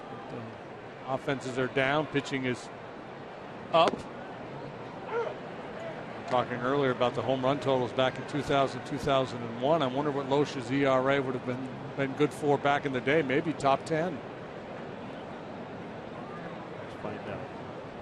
I knew I'd send you on that mission. Of course. Yeah. 1-1 on McCutchen. The pitch, big cut, and he fouled it back. Back in the day, they called Dave Parker the Cobra, great pirate hitter. McCutchen, with his approach at the plate, you could justify giving him that nickname too. He's so patient and he waits so long because he's so quick and he strikes like a cobra. And sooner or later, I was going to get to that point. It took me a while to get there. We're glad you got there. He just waits and waits and waits because he is so quick. He can afford to. Runner goes. Boscan's throw. Late again. 3 on the day, 40 on the season. Only 4 off the lead. Gene Segura.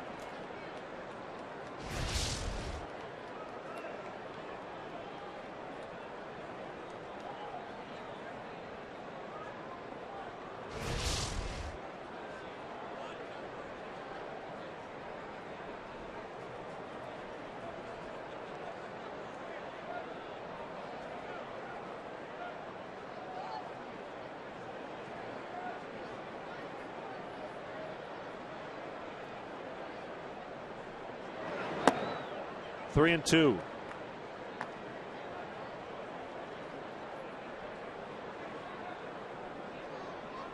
Okay, so Kyle Loesch is 351. Is that what it is? 51. What year did you want to put him in? Well, just 2000, 2001.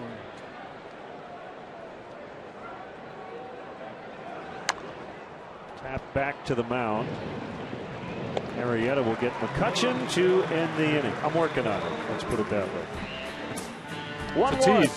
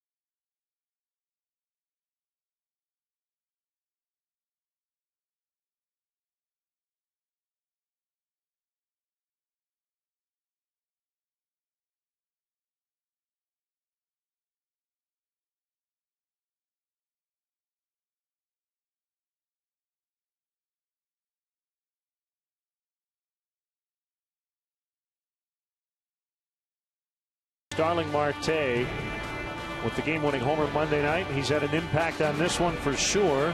Barney and Rizzo have combined for a perfect afternoon at the plate for the Cubs. Your Chicagoland and Northwest Indiana Honda dealers as reliable as the cars themselves. A strike on the outside corner on Castro. Third time through for Liriano. Cubs have had their chances. They've left men on base in every inning. So Kyle Osh right now 25th in the NL with a 3.51 ERA. In 2000 he would have ranked 9th. Travis Wood is at 2.98. It's good enough for 8th in the league. He would have finished 3rd in 2000. He would have gotten Cy Young votes. League average this year 3.74.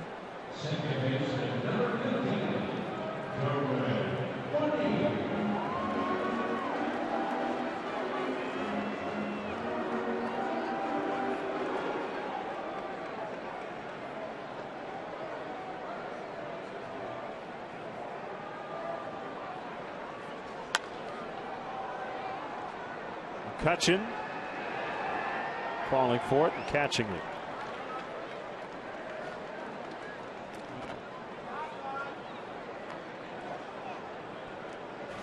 Cubs baseball is brought to you by Bud Light Music First. It's the sound of history being made. Here we go.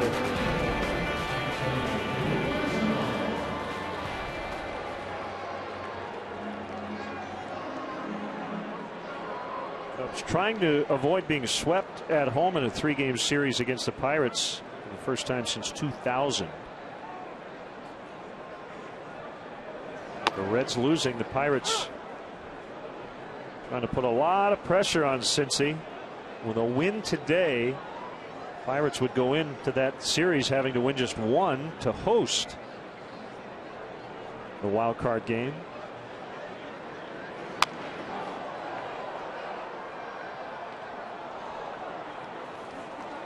You always want to play in your home ballpark. The fans are with you, but I think the most important thing is just you get to bat last. Yeah, and in a sense, and the Pirates are more concerned with just trying to win postseason games in advance, but to let those fans in Pittsburgh come to a postseason game. It's been so long for them. That's a good point. Well, that would be pretty disappointing if they get to the playoffs and don't even have a home game. The Pirates coming off a homestand in which they went 5-6, and expected to do a lot better.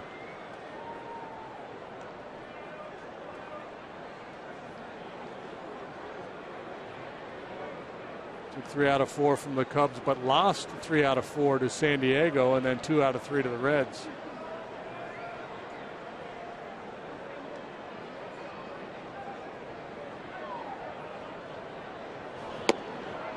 Rizzo strikes out.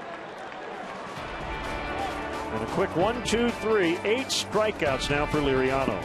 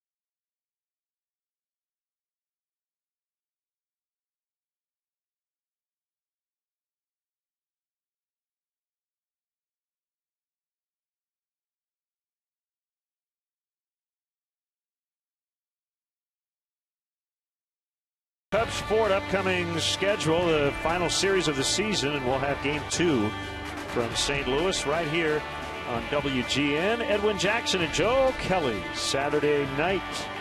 Ford, go further in any one of Ford's many fuel-efficient vehicles. Check out America's freshest lineup at your local Ford store or at localfordstores.com.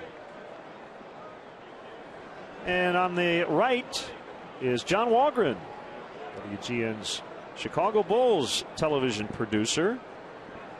Derek Rose returns to WGN on October 5th. Bulls basketball. John is tweeting us.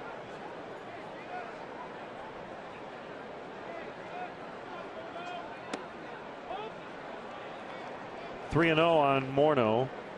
All lefties to start this inning. Morneau, Jones, Alvarez.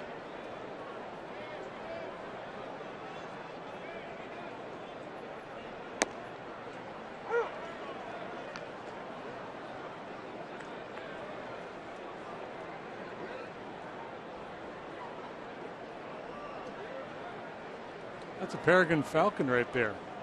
You don't see those every day. Well, I don't. Looks like he's on the prowl. What was it? A little SNL bit, right? The Falconer.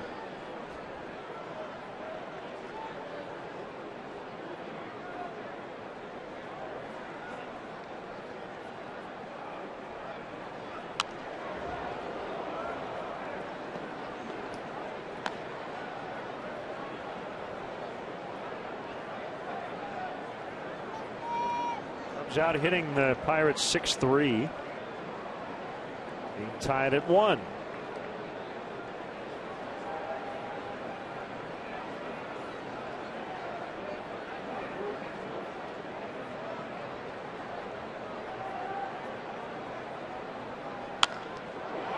Driven into left. Lake just able to knock it down.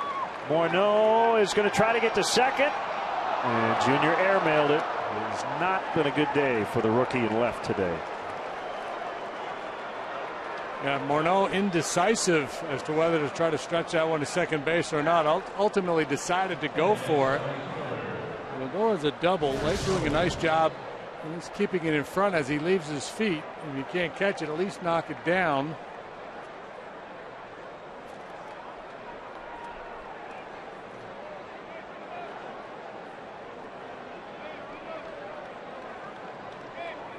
I think if he pursues it initially a little more doggedly, Morneau maybe drops anchor there at first base. A little tentative going after it, kind of watching Morneau as he was pursuing the ball. Just go get the baseball. Morneau probably doesn't try to go for 2. Maybe.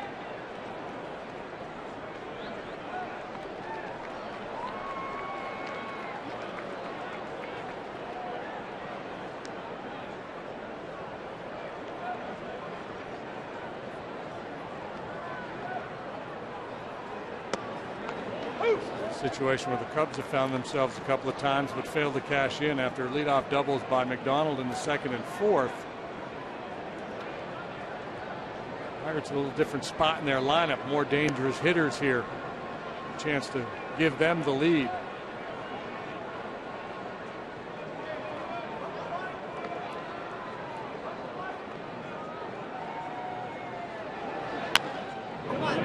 Jones clearly trying to pull that ball with 2 strikes. He'll get some hands in the dugout. Getting Morneau to third.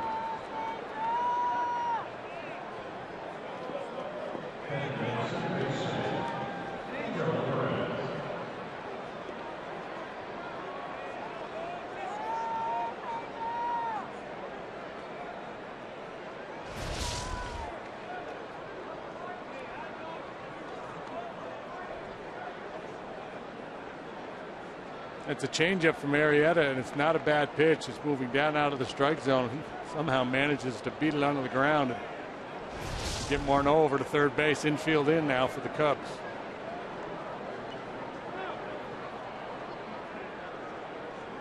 Well, Scon to the mound before They work to Alvarez.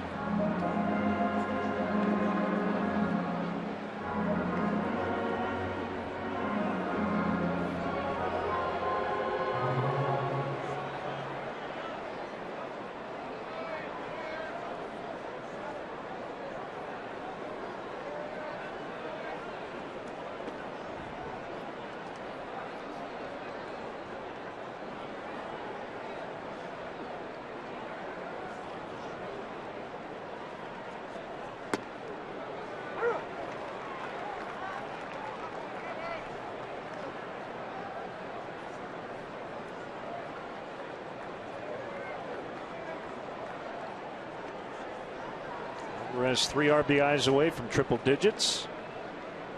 Drove in 3 last night.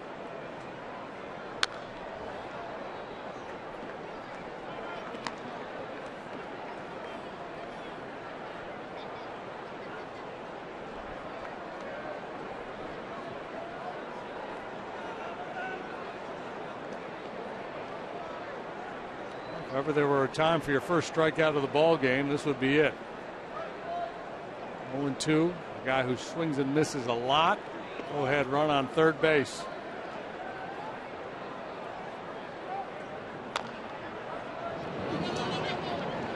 It's a fair ball. Rizzo steps on the bag. Morneau holding. Well, worked 2 just away. fine too. So Morneau not going on contact there, reading the ball off the bat. Decides to hang tight, and Rizzo with an easy play at first.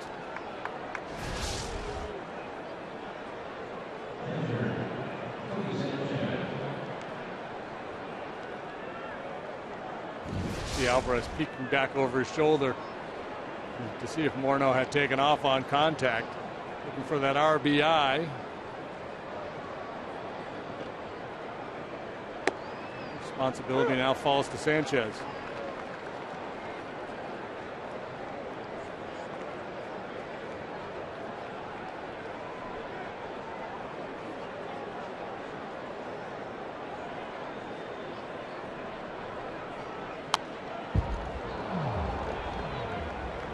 Pirates had Alvarez on third base with nobody out in the fourth. He didn't score. This leadoff double, they're in jeopardy of not cashing in. The Cubs have been in the same spot a couple of times, so you want to say it's clutch pitching or just poor situational hitting. That's been a big part of the story here this afternoon.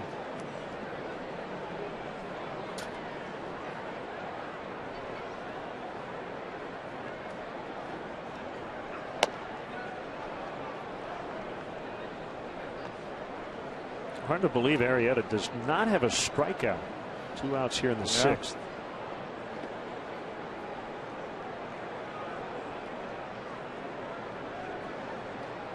But he's got an opportunity here. 1-2 on the catcher. Coming home. There's one. There it is. The first one right on cue. Still 1-1.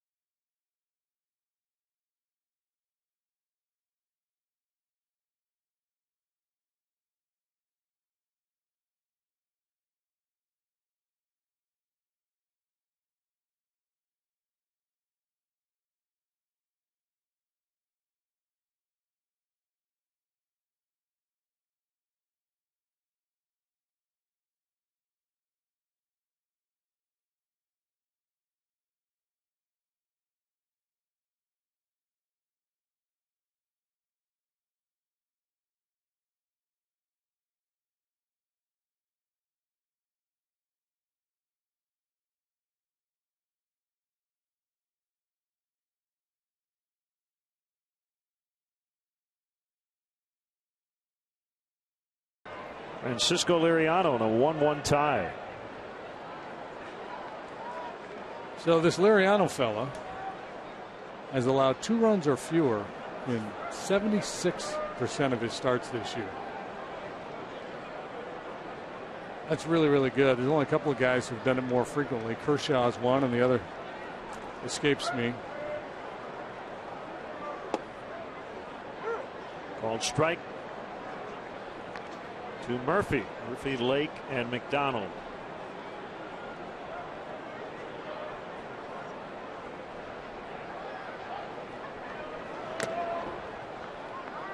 It's over in St. Louis. Cardinals 4, Nationals 1.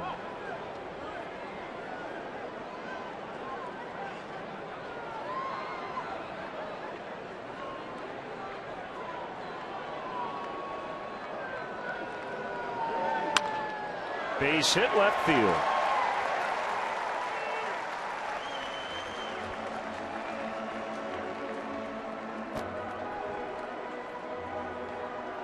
So construction for the 2014 spring training home of the Chicago Cubs is nearly complete. The new Mesa facility will have features reminiscent of Wrigley with a unique Arizona feel. Fans can place a $100 refundable deposit to secure their priority seating for season tickets. The selection process for those seats begins this fall, so act quickly. For details, visit Cubs.com/Mesa. So the Cardinals sweep the Nationals as they near a division title. Cubs have already seen 2 teams essentially clinch against them on this homestand, and they might see a third on the road this weekend. I'm guessing that would establish some kind of a major league record. It's only the second year of the 2 wild card format, 2 per league.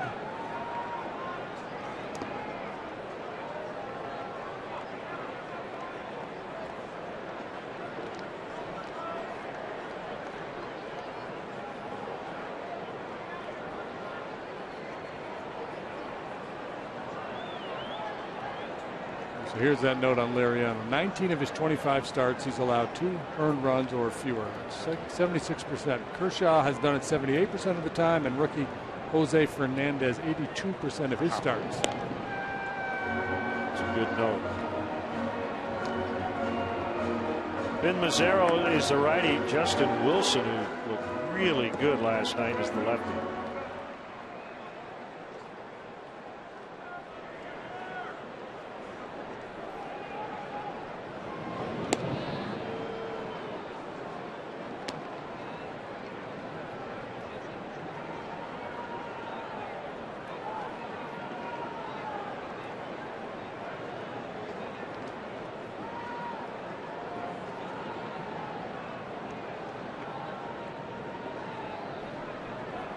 Runner goes, pitches outside. Sanchez's throw, not in time. Johnny Murphy steals second. Just his second stolen base. He's only tried a couple of times. Tough chance for Sanchez here as this ball sails way outside. He does well just to get the ball on line. Hop throw to the bag, but Murphy in there prior to the tag of Neil Walker.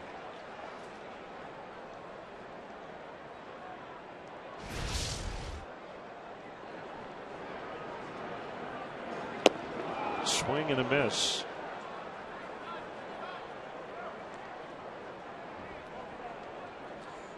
Junior keeps swinging for fastballs, and Liriano keeps throwing him off-speed pitches. Runner on second, nobody out. Cubs have cashed in 58% of the time. League average 60, so just a little below average.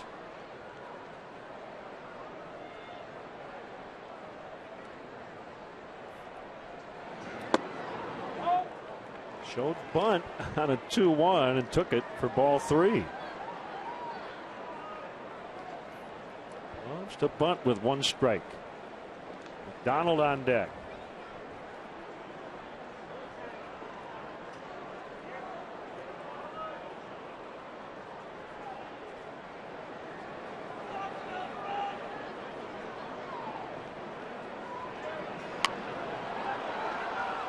Wow, how about that? 3-1 bunt.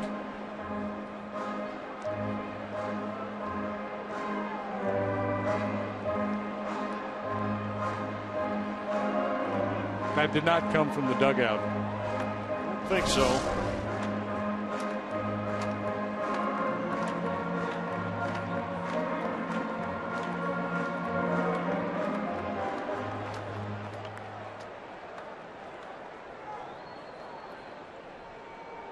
Well, the good news is it fell foul. Nobody caught it, and he's got another strike to play with.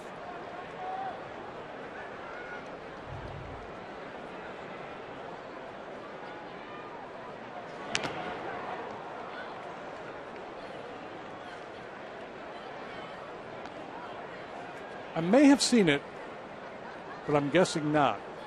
A 3-ball, 1-strike count attempted bunt. Well, sacrifice, but that didn't look like a sacrifice. I don't know that I've ever, except from a pitcher, on 3-1. But I mean, a position player trying to bunt on a 3-1 count.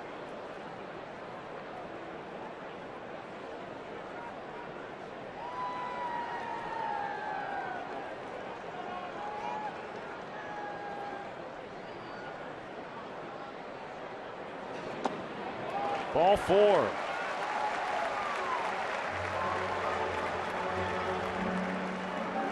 Walks have not been a problem for Liriano today. That's his first against 8 strikeouts. The Cubs have 2 on with no outs.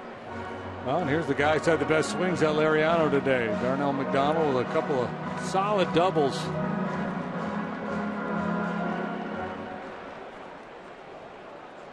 Not sure what he wants to do. He's going to send Ray Searage out there to have a chat, see how he feels.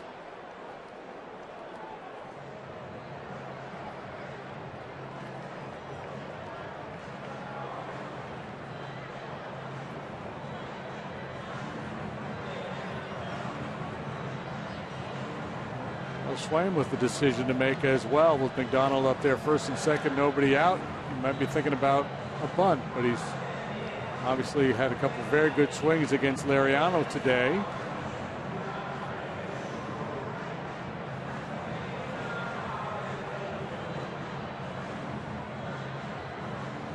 If you bunt with McDonald, then you're going to hit for Sweeney.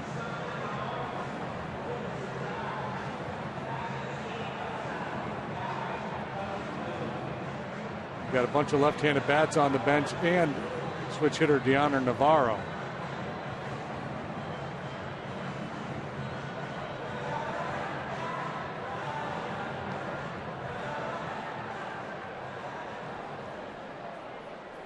You get back into that old bind. Do you want to pinch hit with your backup catcher and risk being caught short?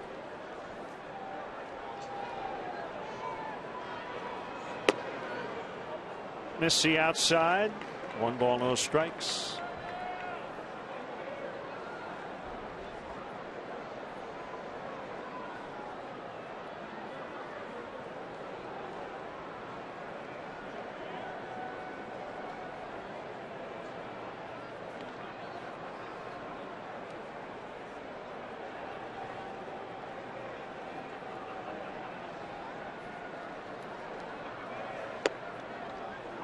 One and one.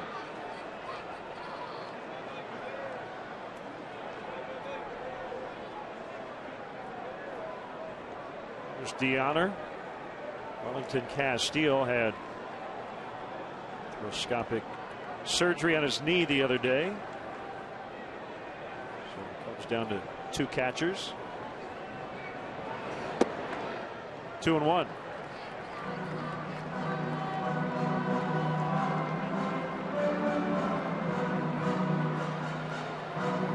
Donald now 9 out of 25 this year against left-handed pitching while with the Cubs.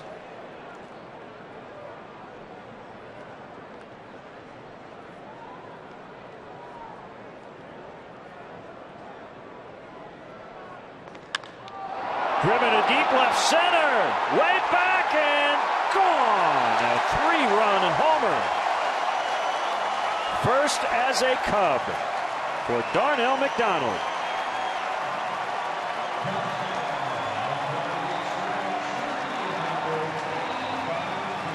At long last, the Cubs finally break through against Francisco Liriano, and it's Darnell McDonald delivering the big swing of the bat. Boy, what a day he is having.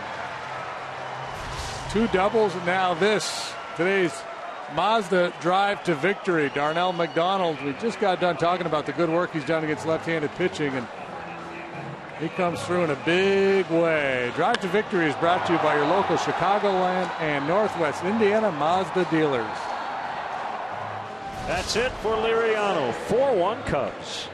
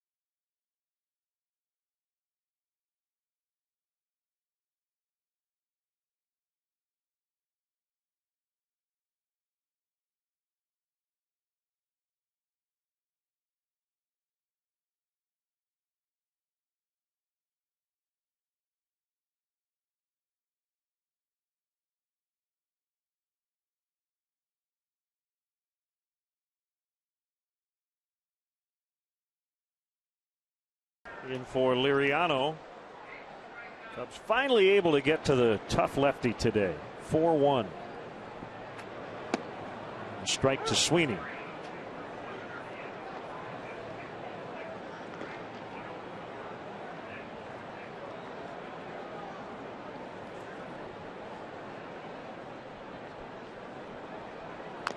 Well, he hit a couple doubles and the Cubs couldn't get him around, so he just took matters into his own hands and hit one into the seats.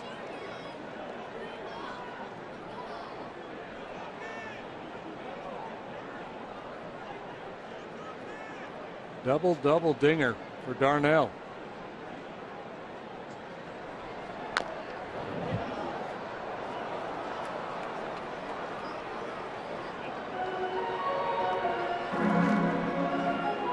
It's Justin Grimm, home bullpen.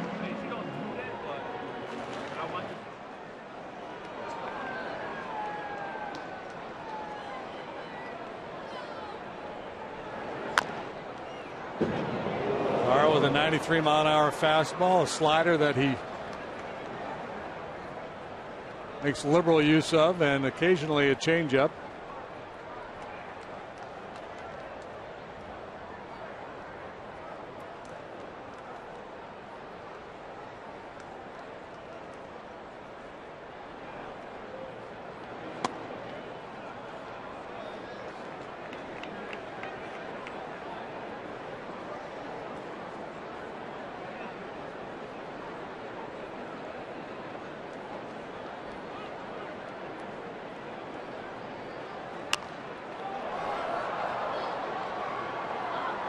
Still 1-2 on Sweeney.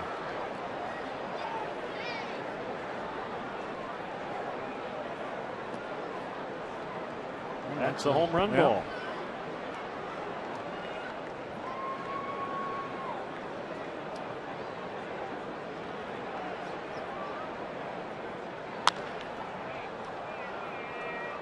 Morneau will take it to the bag. That's the first out.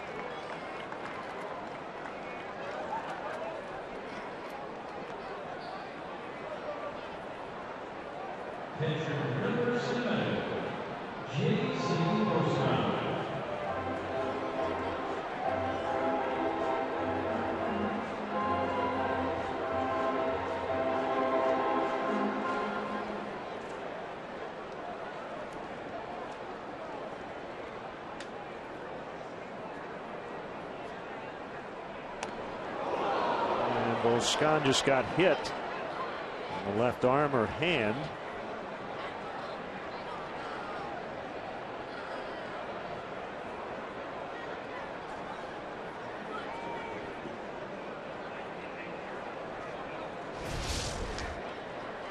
Oh, running fastball from Mazzaro just clips Boscan, wrist, lower arm, hand. Tough way to get on, but he punched out his first 2 times up, so at least he's on. Schuerholz will bat for Arrieta.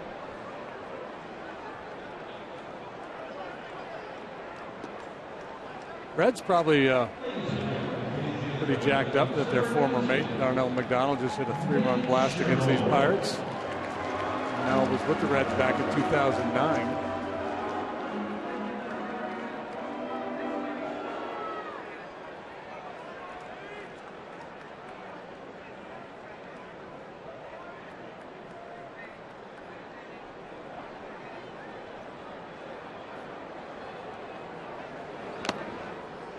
Arrieta, 6 innings, 4 hits, 1 run, 2 walks, 1 strikeout. Final start of the season for Arrieta.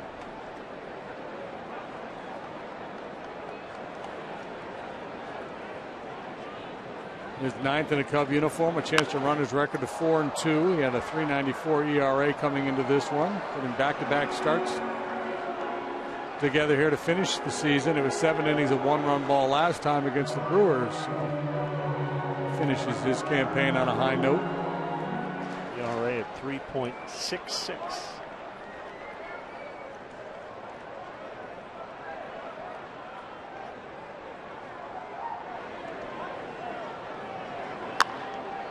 Look out, folks.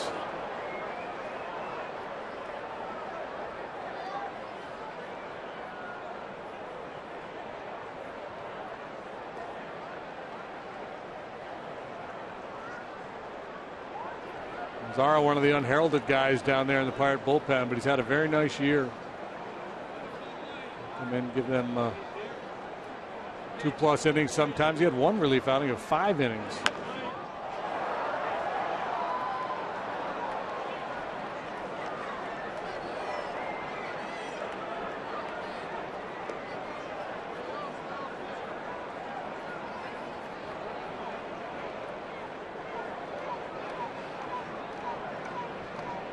One particular relief appearance will follow him the rest of his career with Kansas City in 2011. 2 1/3, 11 hits, 14 runs, 77 pitches. That's a tough one. Yeah.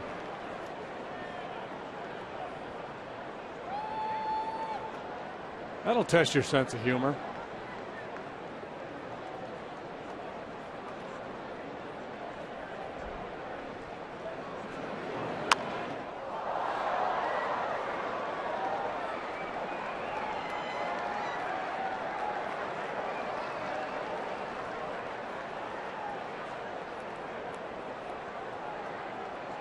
Good battle here.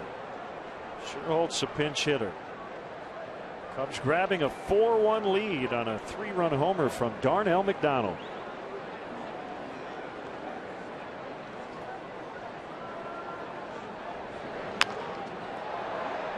Will play ball, 6-4, 2-3. That'll take us to the 7th. The Cubs lead this one 4-1.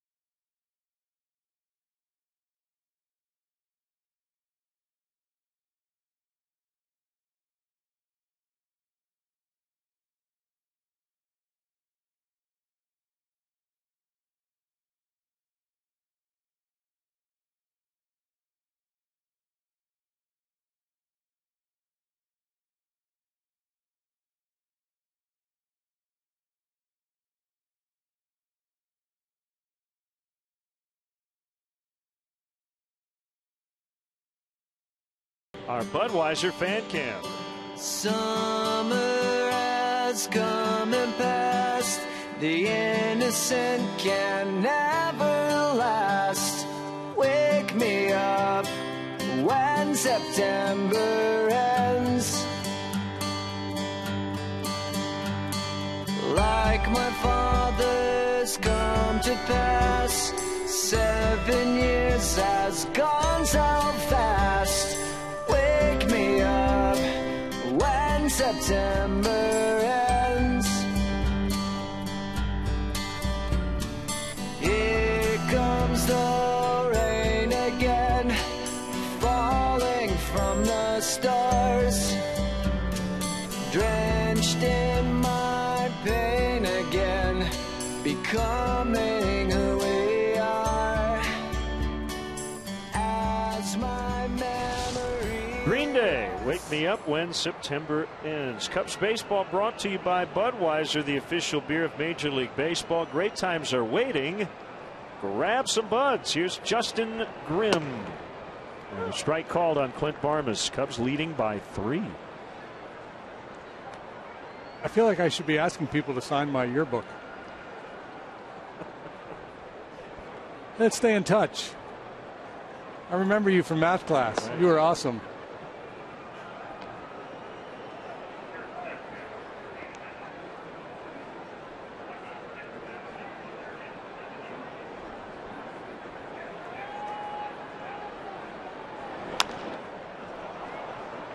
Popped into the left.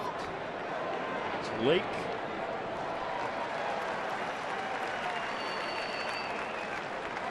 Cubs now with a chance to deal a blow here to the Pirates. These clubs have played a lot of tight games all season long. Low run, well pitched affairs. Be up to the bullpen and nail it down. Arrieta solid this afternoon.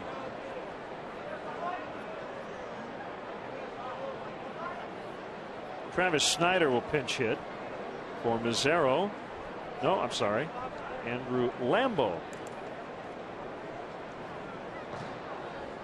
I don't know if I looked at the monitor. Writing in the pinch hitter. Thanks to Victor Navarro from our crew for helping us with our fan cam selections this summer. Yeah, that was a good one. I enjoyed that.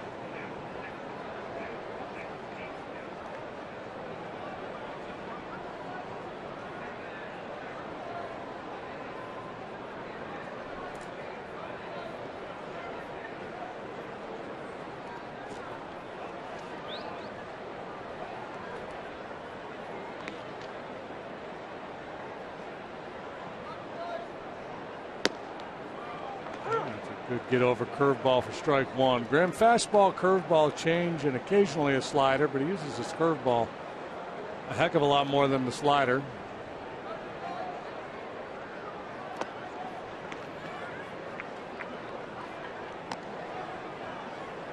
It will be interesting to see what the future holds for him. Acquired in the Garza deal. Worked primarily as a starter with the Rangers and really good for them early on.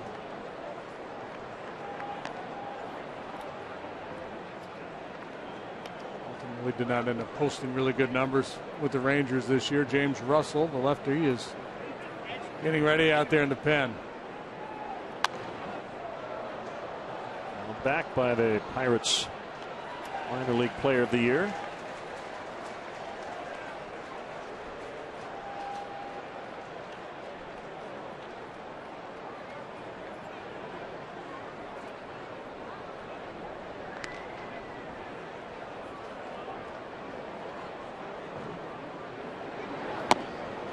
Called strike 3. 2 away.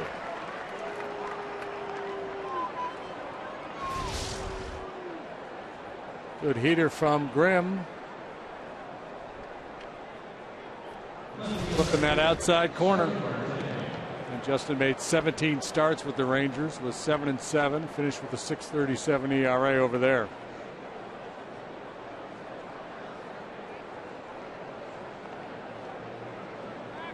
Tate 2 singles, Hit by a pitch, 3 steals.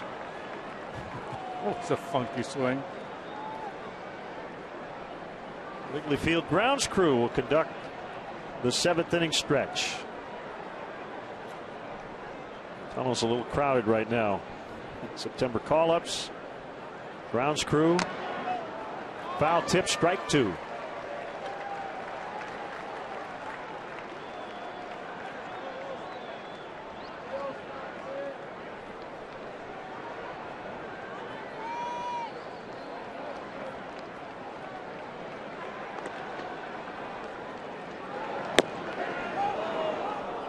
Missed away.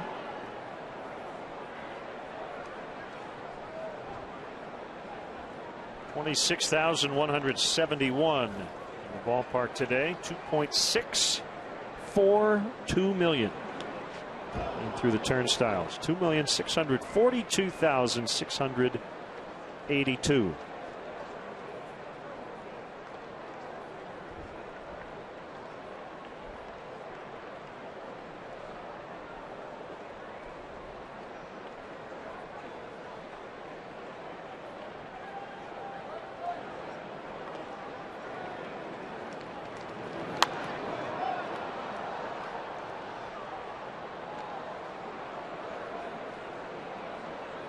Yeah, it's tough for the baseball fan. This game gets in your blood. It's an everyday game. It's kind of like a soap opera. People could pay attention every single day, whether you're at the park, watching on television, on the radio, reading the newspaper. It comes to a crashing halt for people. People get a little depressed. Yep. Justin Grimm with a 1-2-3 7th as the grounds crew gets ready for the stretch.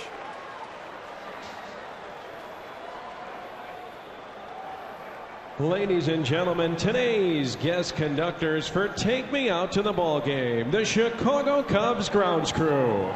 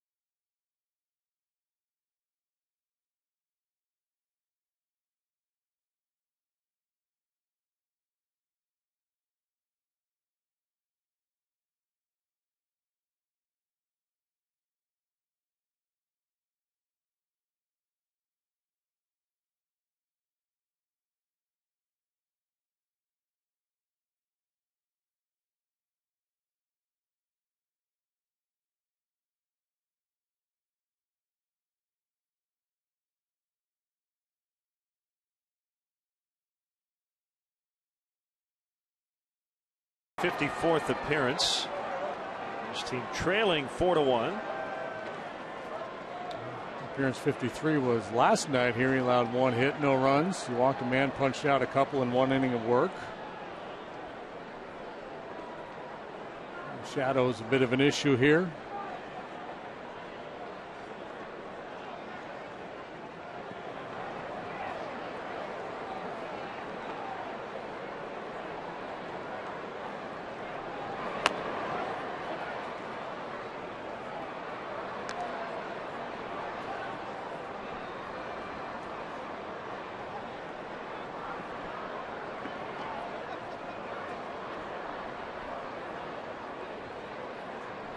1-0 to Castro. Lifted in the air out in the deep right. Way back. Still going. Off the wall just below the basket. And he'll slide in with a double. The wind held it up just a little bit. I think Starlin thought he had gotten enough of it, but an impressive swing of the bat. Power in that direction, gets a lot of base hits to right and right center. Leans on this one pretty good.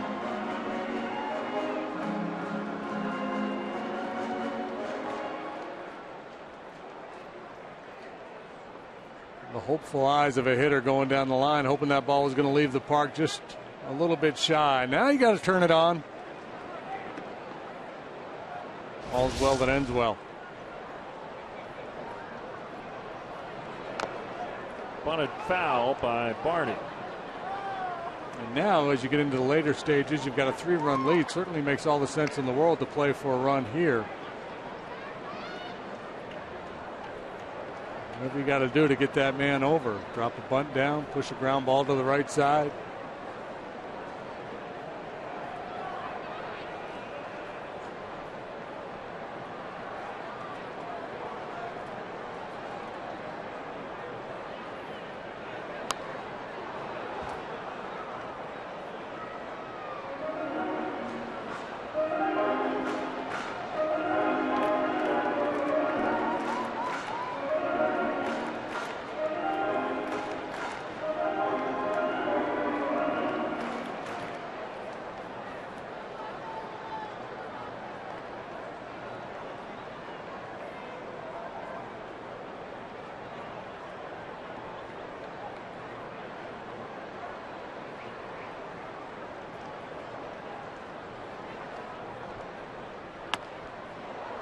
Chopper to third. Alvarez will fire quickly to Morneau with Castro staying at second.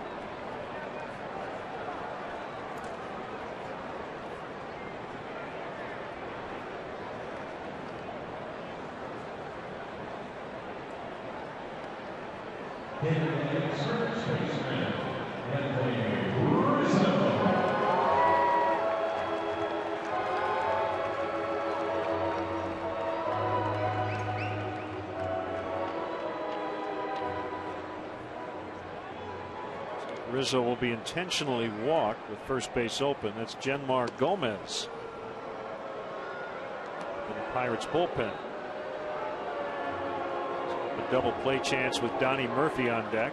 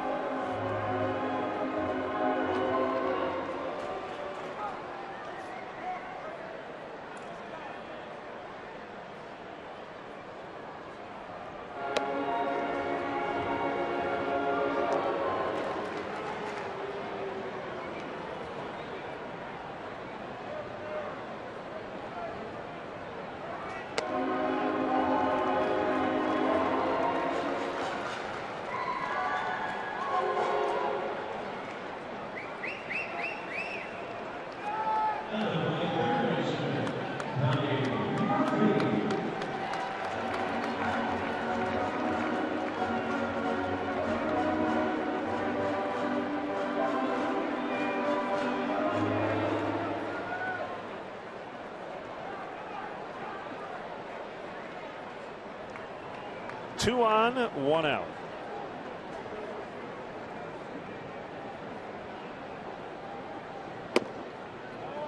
Ball one.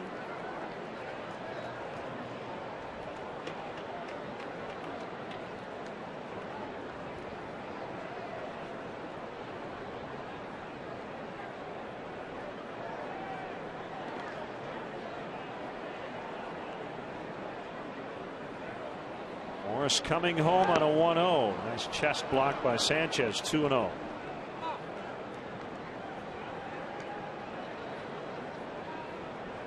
Thanks to first-year traveling secretary Vijay Tekandani. There he went.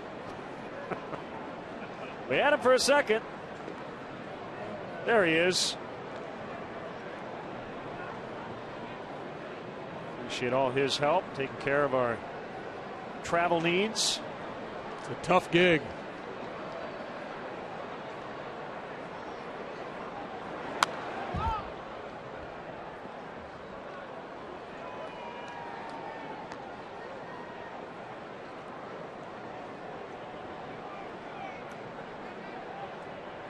2-1 to Murphy. You do get good seats at the ballpark.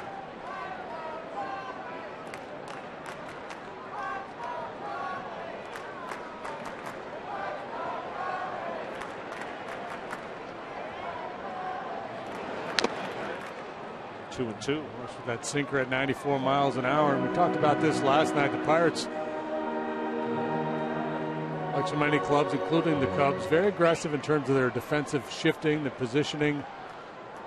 And they've got their pitchers throwing more two-seam fastballs, trying to get more ground ball outs, and they've been successful doing that.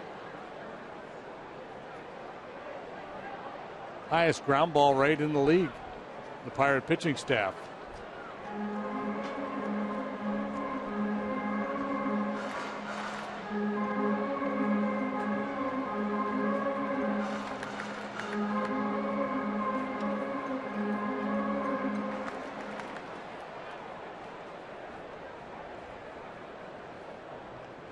Like Dale will go with Strop in the 8th, Greg in the 9th today. Pedro's getting loose. Just trying to add on to their 3-run lead here in the 7th. JD mentioned Morris trying to get that ground ball. The pitch. He gets a strikeout instead. About Mazzaro being unheralded. You don't hear a whole lot about Morris either, but you know, that'll play. 95 with sink like that. It's pretty impressive stuff. Melanson, their 8th inning guy. Jason Grilly's back. He's reclaimed that closer's job. But it's not just those two guys. It's a very deep, very talented bullpen. Good balance from the left and right side. Wilson and Watson, a couple lefties with really good stuff.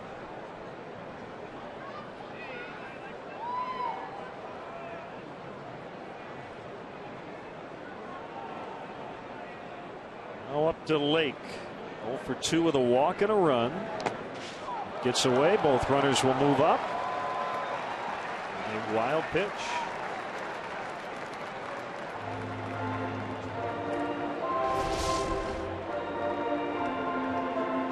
Sanchez got turned around there initially. Got caught between trying to slide out and block it or pick it. Couldn't do either.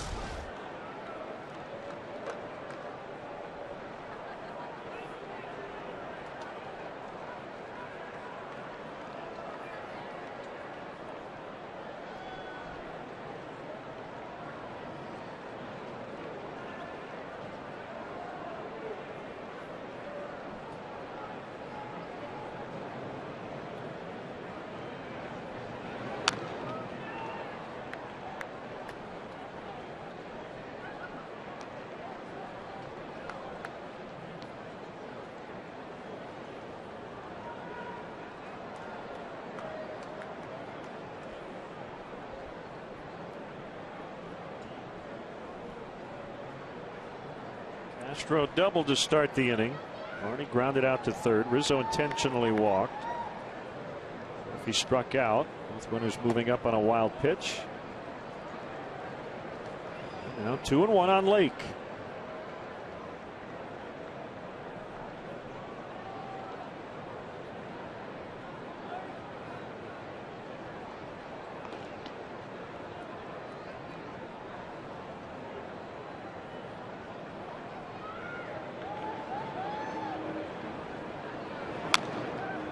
Had a pitch there. Just pulled off it a little bit. Looking at a little cutter at 90 miles an hour from Morris Jr. 0 for 2 today. Struck out looking. Borderline pitch first time. Popped up to second and then worked a walk in that 3-run 6th.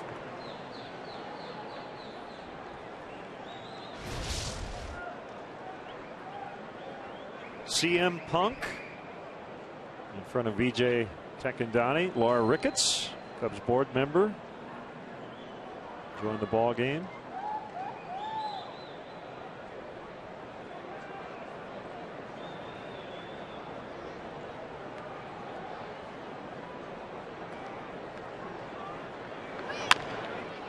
Bouncer to third. Alvarez to Morneau, and the inning is over. We go to the 8th. Cubs 4, Pirates 1.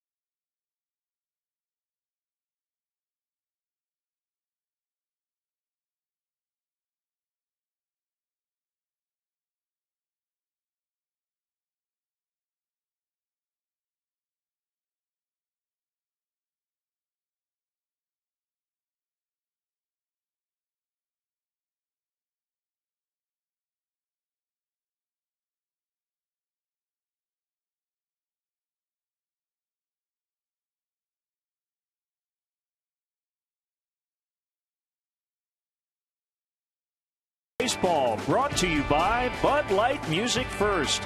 It's the sound of history being made. Here we go. Honda. Visit your local Honda dealer or go to shophonda.com for current offers. And by AT&T. Find out what's possible with products and services from AT&T. Rethink possible. Final home game, and the Cubs leading playoff-bound Pirates 4-1 here in the 8th. It's Pedro Strop. Might possibly open next season as the Cubs closer. 1 ball, no strikes to Neil Walker. He certainly has that power arm you like late in games. 2 with the 270 in 35 appearances.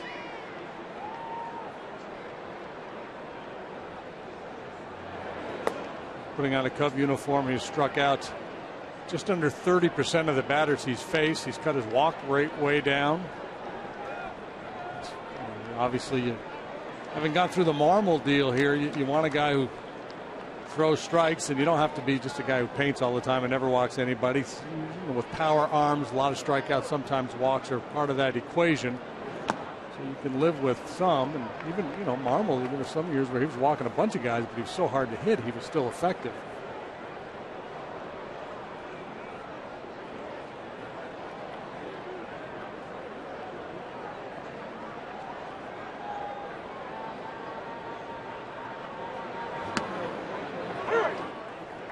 Three and one.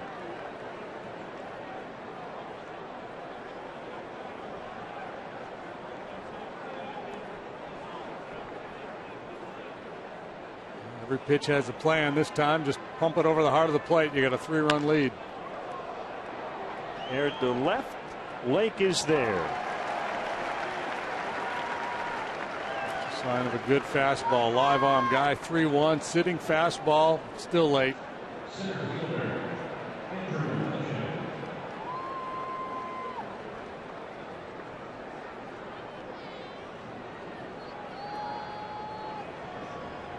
One last chance to get a foul ball at the ballpark.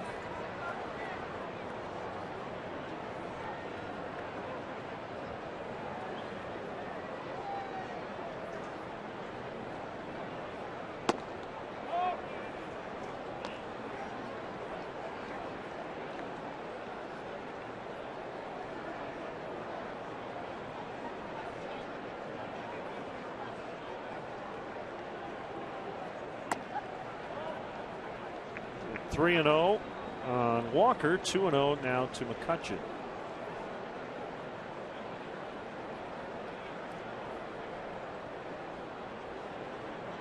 A nice weekend in St. Louis. Warm temperatures.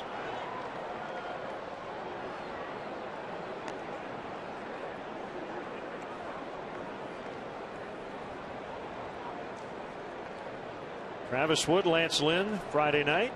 Edwin Jackson, Joe Kelly on Saturday here on WGN, and then Jeff Samardzija and Adam Wainwright on Sunday. Ooh, nice pitch. 7 at the knees with a little sinkage. Just depending on how things play out, the Cardinals may alter their rotation. If they've got things secured, they might shut Wainwright down.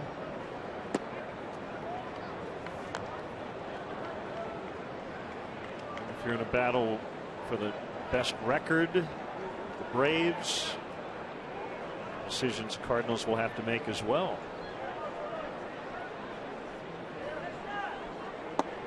Swing and a miss. Nice comeback. 2 comebacks in this inning from 3-0 and 2-0. So the wild card game is Tuesday.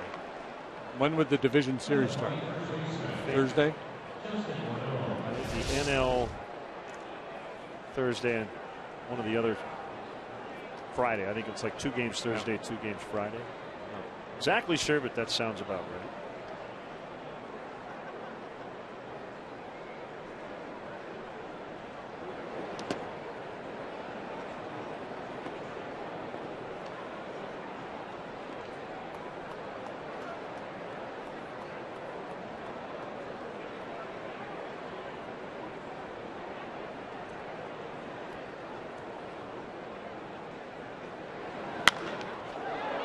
hard the opposite way, and Morneau is his second hit today.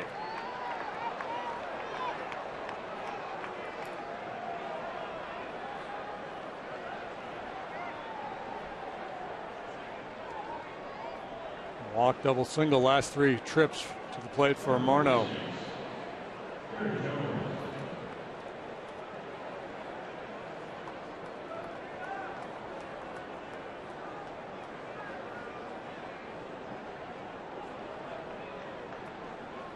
Jones has grounded out all 3 at bats.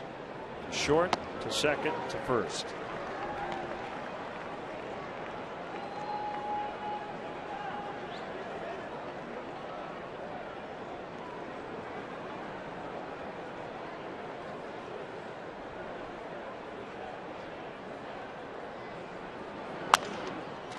Ground as he broke his bat. Castro will step on second, well ahead of Morneau. Well, we're getting close to wrapping up the Wrigley Field schedule. The Cubs right now leading late, 4-1.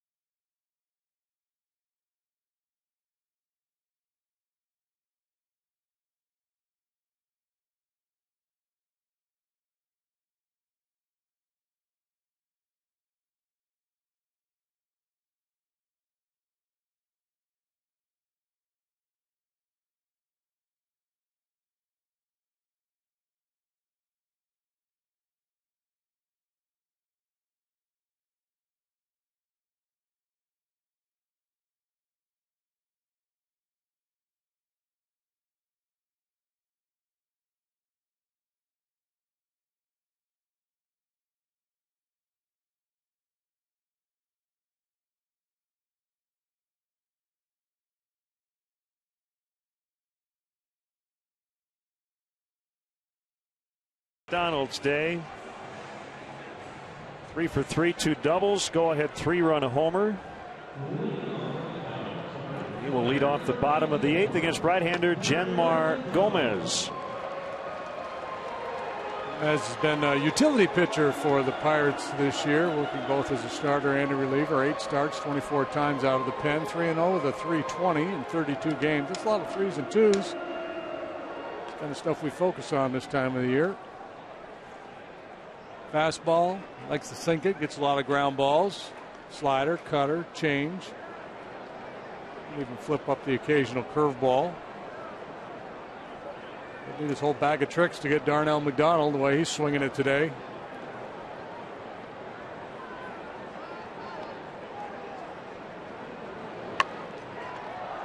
And he bunts. Foul.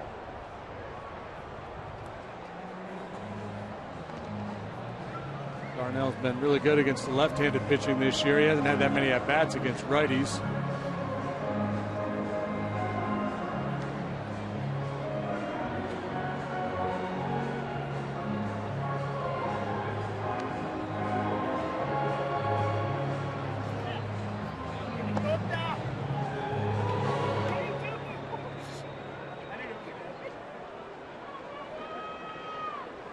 Thinking about the baseball postseason. We've been talking about a lot about the possibilities. It should be fairly easy for Walker. you could play 20 games if you max out on each series, right, including the wild card game. That's more than an NFL schedule. Kind of interesting. It is. Even if it's not interesting, say, yeah, that is interesting. No, it is. It's a lot of games. The tricky part is I know you don't want the postseason to match the regular season, but as we were talking the other day, I like that they've removed an off day here and there to try to at least force teams to use a fourth starter. Yeah, I do too. I wish there was a way they could play every day to make it look the most like the regular season. Reward the teams with the most depth.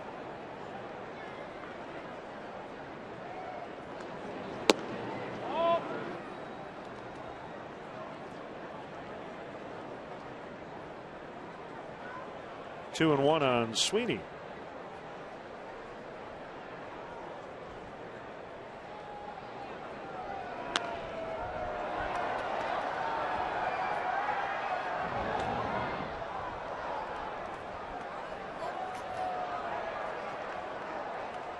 The fleeting nature of this whole thing in October, the randomness of it. As we said going into the game today, the Pirates could finish as a second wild card, or they could have the best record in the league.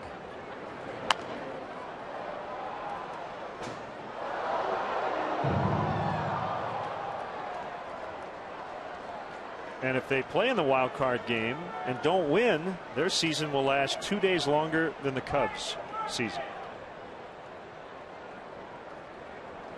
No matter what happens to the Pirates, it'll be considered a success. But I don't think anybody in that clubhouse would tell you that will feel like a successful year.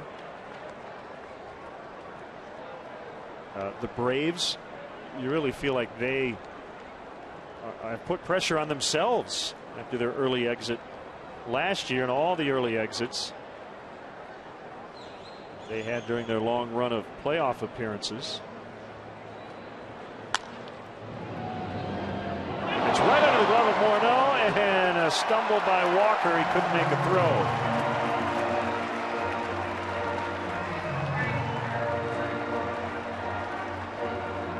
Error on Morneau. Morneau plays pretty slick first base, but this time he's not able to make the play on a fairly routine ground ball off the bat of Ryan Sweeney. And then it really gets fun. He comes up empty. Walker gloves it, but he's got. And down he goes.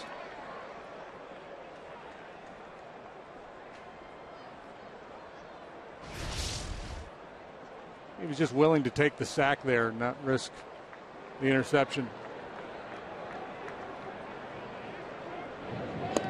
Now, are you of the, I'll just pick a couple of teams, Pittsburgh versus Oakland in the World Series kind of guys? Are you a Boston, LA kind of guy? I'd be a Pittsburgh, Oakland. I'd be all over that. How about a David and a Goliath? Do we have that? Well, Boston, Pittsburgh, maybe Cleveland, St. Louis. Yeah, there's a little more. You're right. There's more parity now than ever before. Walker with a really nice play to get both gone. Yeah, I guess there's David Goliath in the sense of teams that have been, historically bad here for a long time, like the Pirates. Market size, all that. Yeah, or like the Red Sox that are, been really good, although they were a last place club last year. But in terms of how teams have performed this year, there's nobody that's scraping in with 83 wins that's going to get into the postseason. Cleveland's a great story. This club, obviously, because of all the losing seasons, is a very intriguing story. Oakland with a small payroll.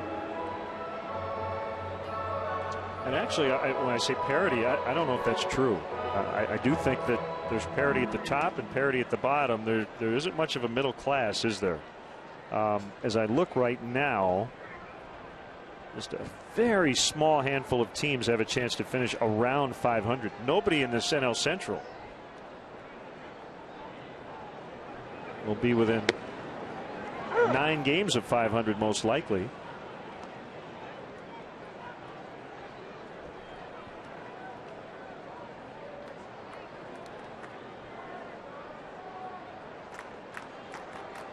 Astros have lost 11 in a row. They've lost 107 ball games now. That ties their team record, right, from last year. Yeah. So they will have the #1 overall pick in the draft for the 3rd consecutive year. That's the first time that's happened since the draft was implemented in the mid-'60s.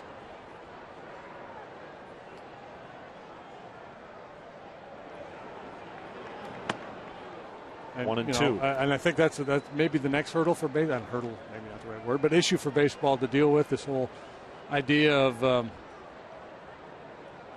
rewarding failure or justifying kind of tanking. Not that they're not trying to win on a daily basis, but when you put your team together, it makes sense to not to be really bad as opposed to be just mediocre. Right.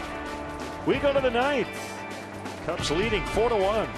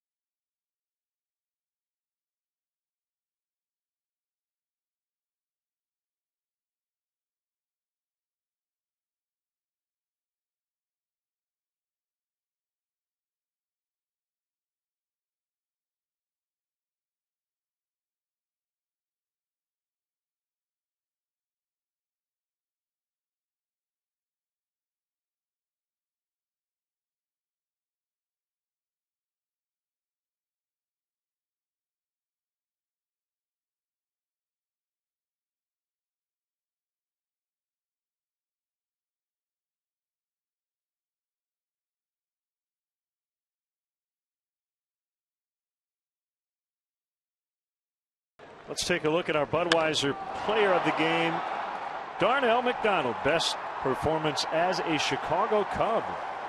2 doubles and a go-ahead 3-run homer. As you mentioned, helping out one of his former teams, the Reds. Cubs baseball brought to you by Budweiser, the official beer of Major League Baseball. Great times are waiting.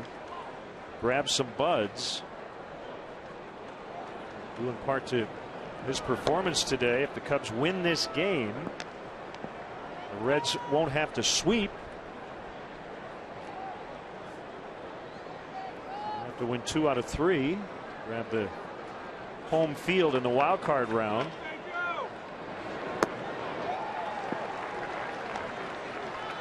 One and 2 on Alvarez.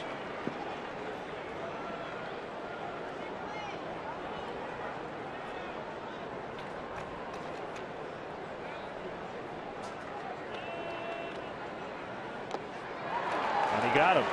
The dirt goes. Scahn will fire to Rizzo, covering the bag at first.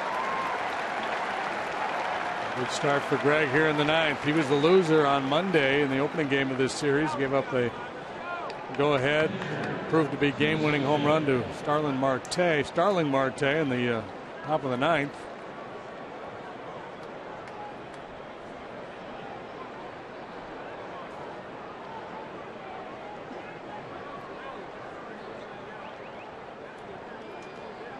Sanchez, Jose Tabata is on deck to hit for Barmas.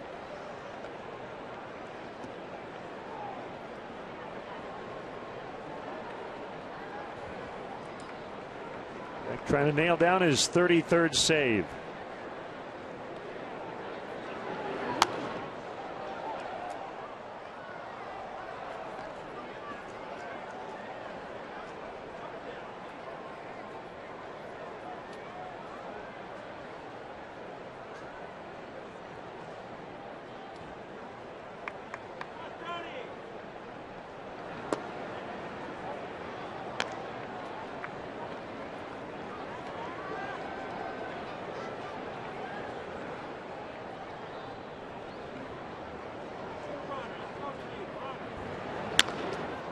toward the hole. Castro will throw, not in time.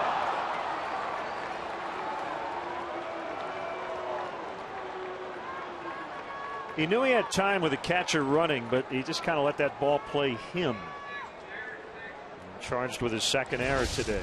That first one was on a line drive, and here, yeah, he had time to get around that ball and get in front of it. He opted to play it on the backhand side, and then once the little bobble, we're not able to get Sanchez.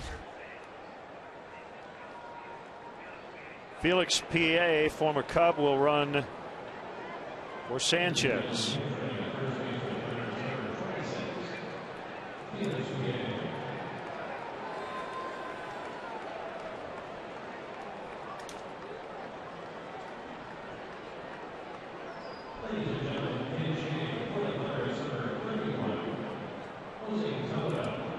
So Tabata to hit for Barmes. You don't want to open the door.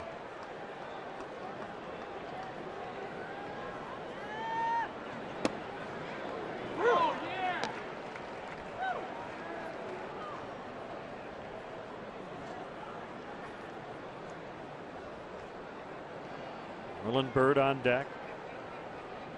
Here's the 0-1. Dismissed.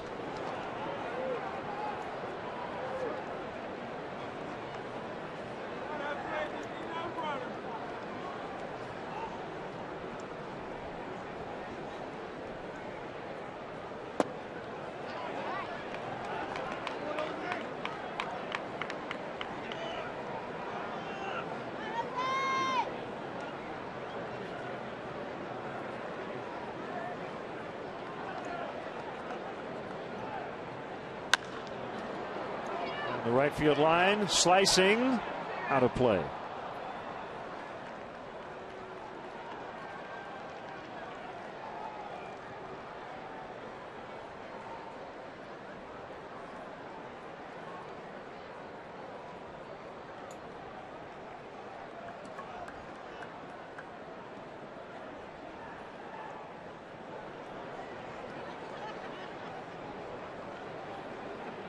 Clint just starts like with one piece of gum in the first inning and just adds one every inning. Looks like it. Yeah.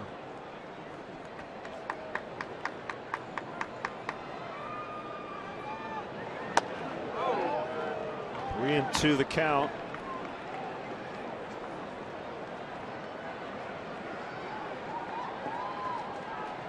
It's to start chewing gum in December to get ready for spring training.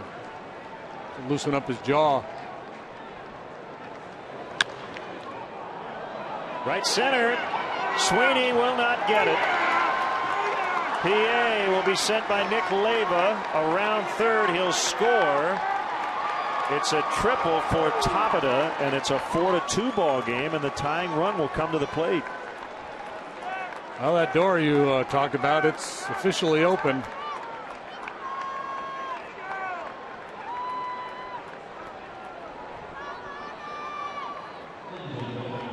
Here by Castro sets things up for the Pirates. Tabata delivers a triple. Not a bad pitch, man. This ball is down below the knees on the outside corner. That's a heck of a pitch. Just a great job by Tabata going down and not only hitting that ball but driving it into the alley in right center. There was no play to be had at home. Maybe a shot at Tabata at third base had that been the initial thought for Barney. I was somewhat surprised to see Tabata even going to third. In the ninth inning, down a couple, but no play was made, so no harm done.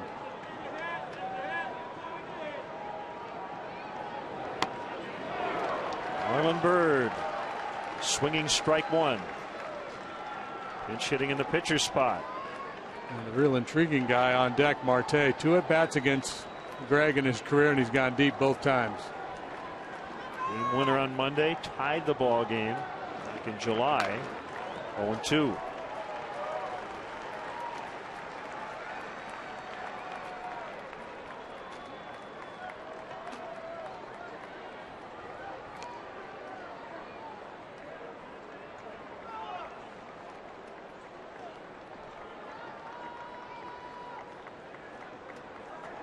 Jake Arrieta hoping to earn his 4th win in a Cub uniform this afternoon.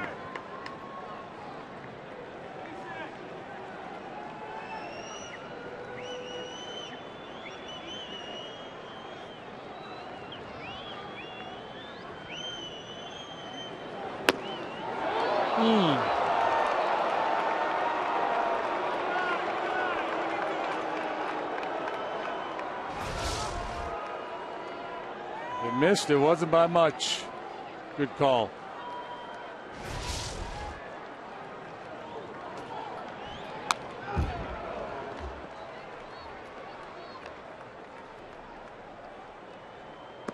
And now Grilly and Watson are up in case this game gets to the bottom of the ninth. Well, we started this broadcast talking about what a tough year it's been at home for the Cubs. A franchise record 50 home losses this year. It would be nice to finish with a W. Swing and a miss. 2 down.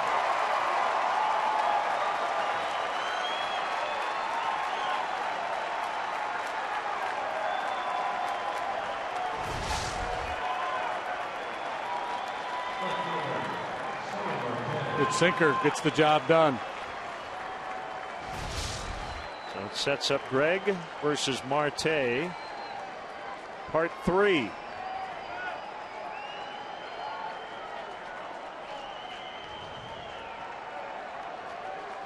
On him with a fastball in July, on a curveball Monday. Strike 1.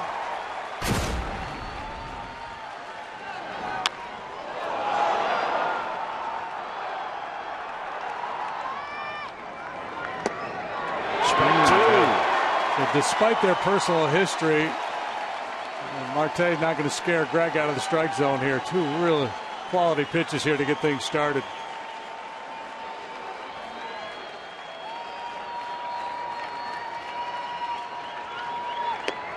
Oh, yeah. Called strike 3. A little bit of a late call by Alfonso Marquez. And the Cubs do win their final home game.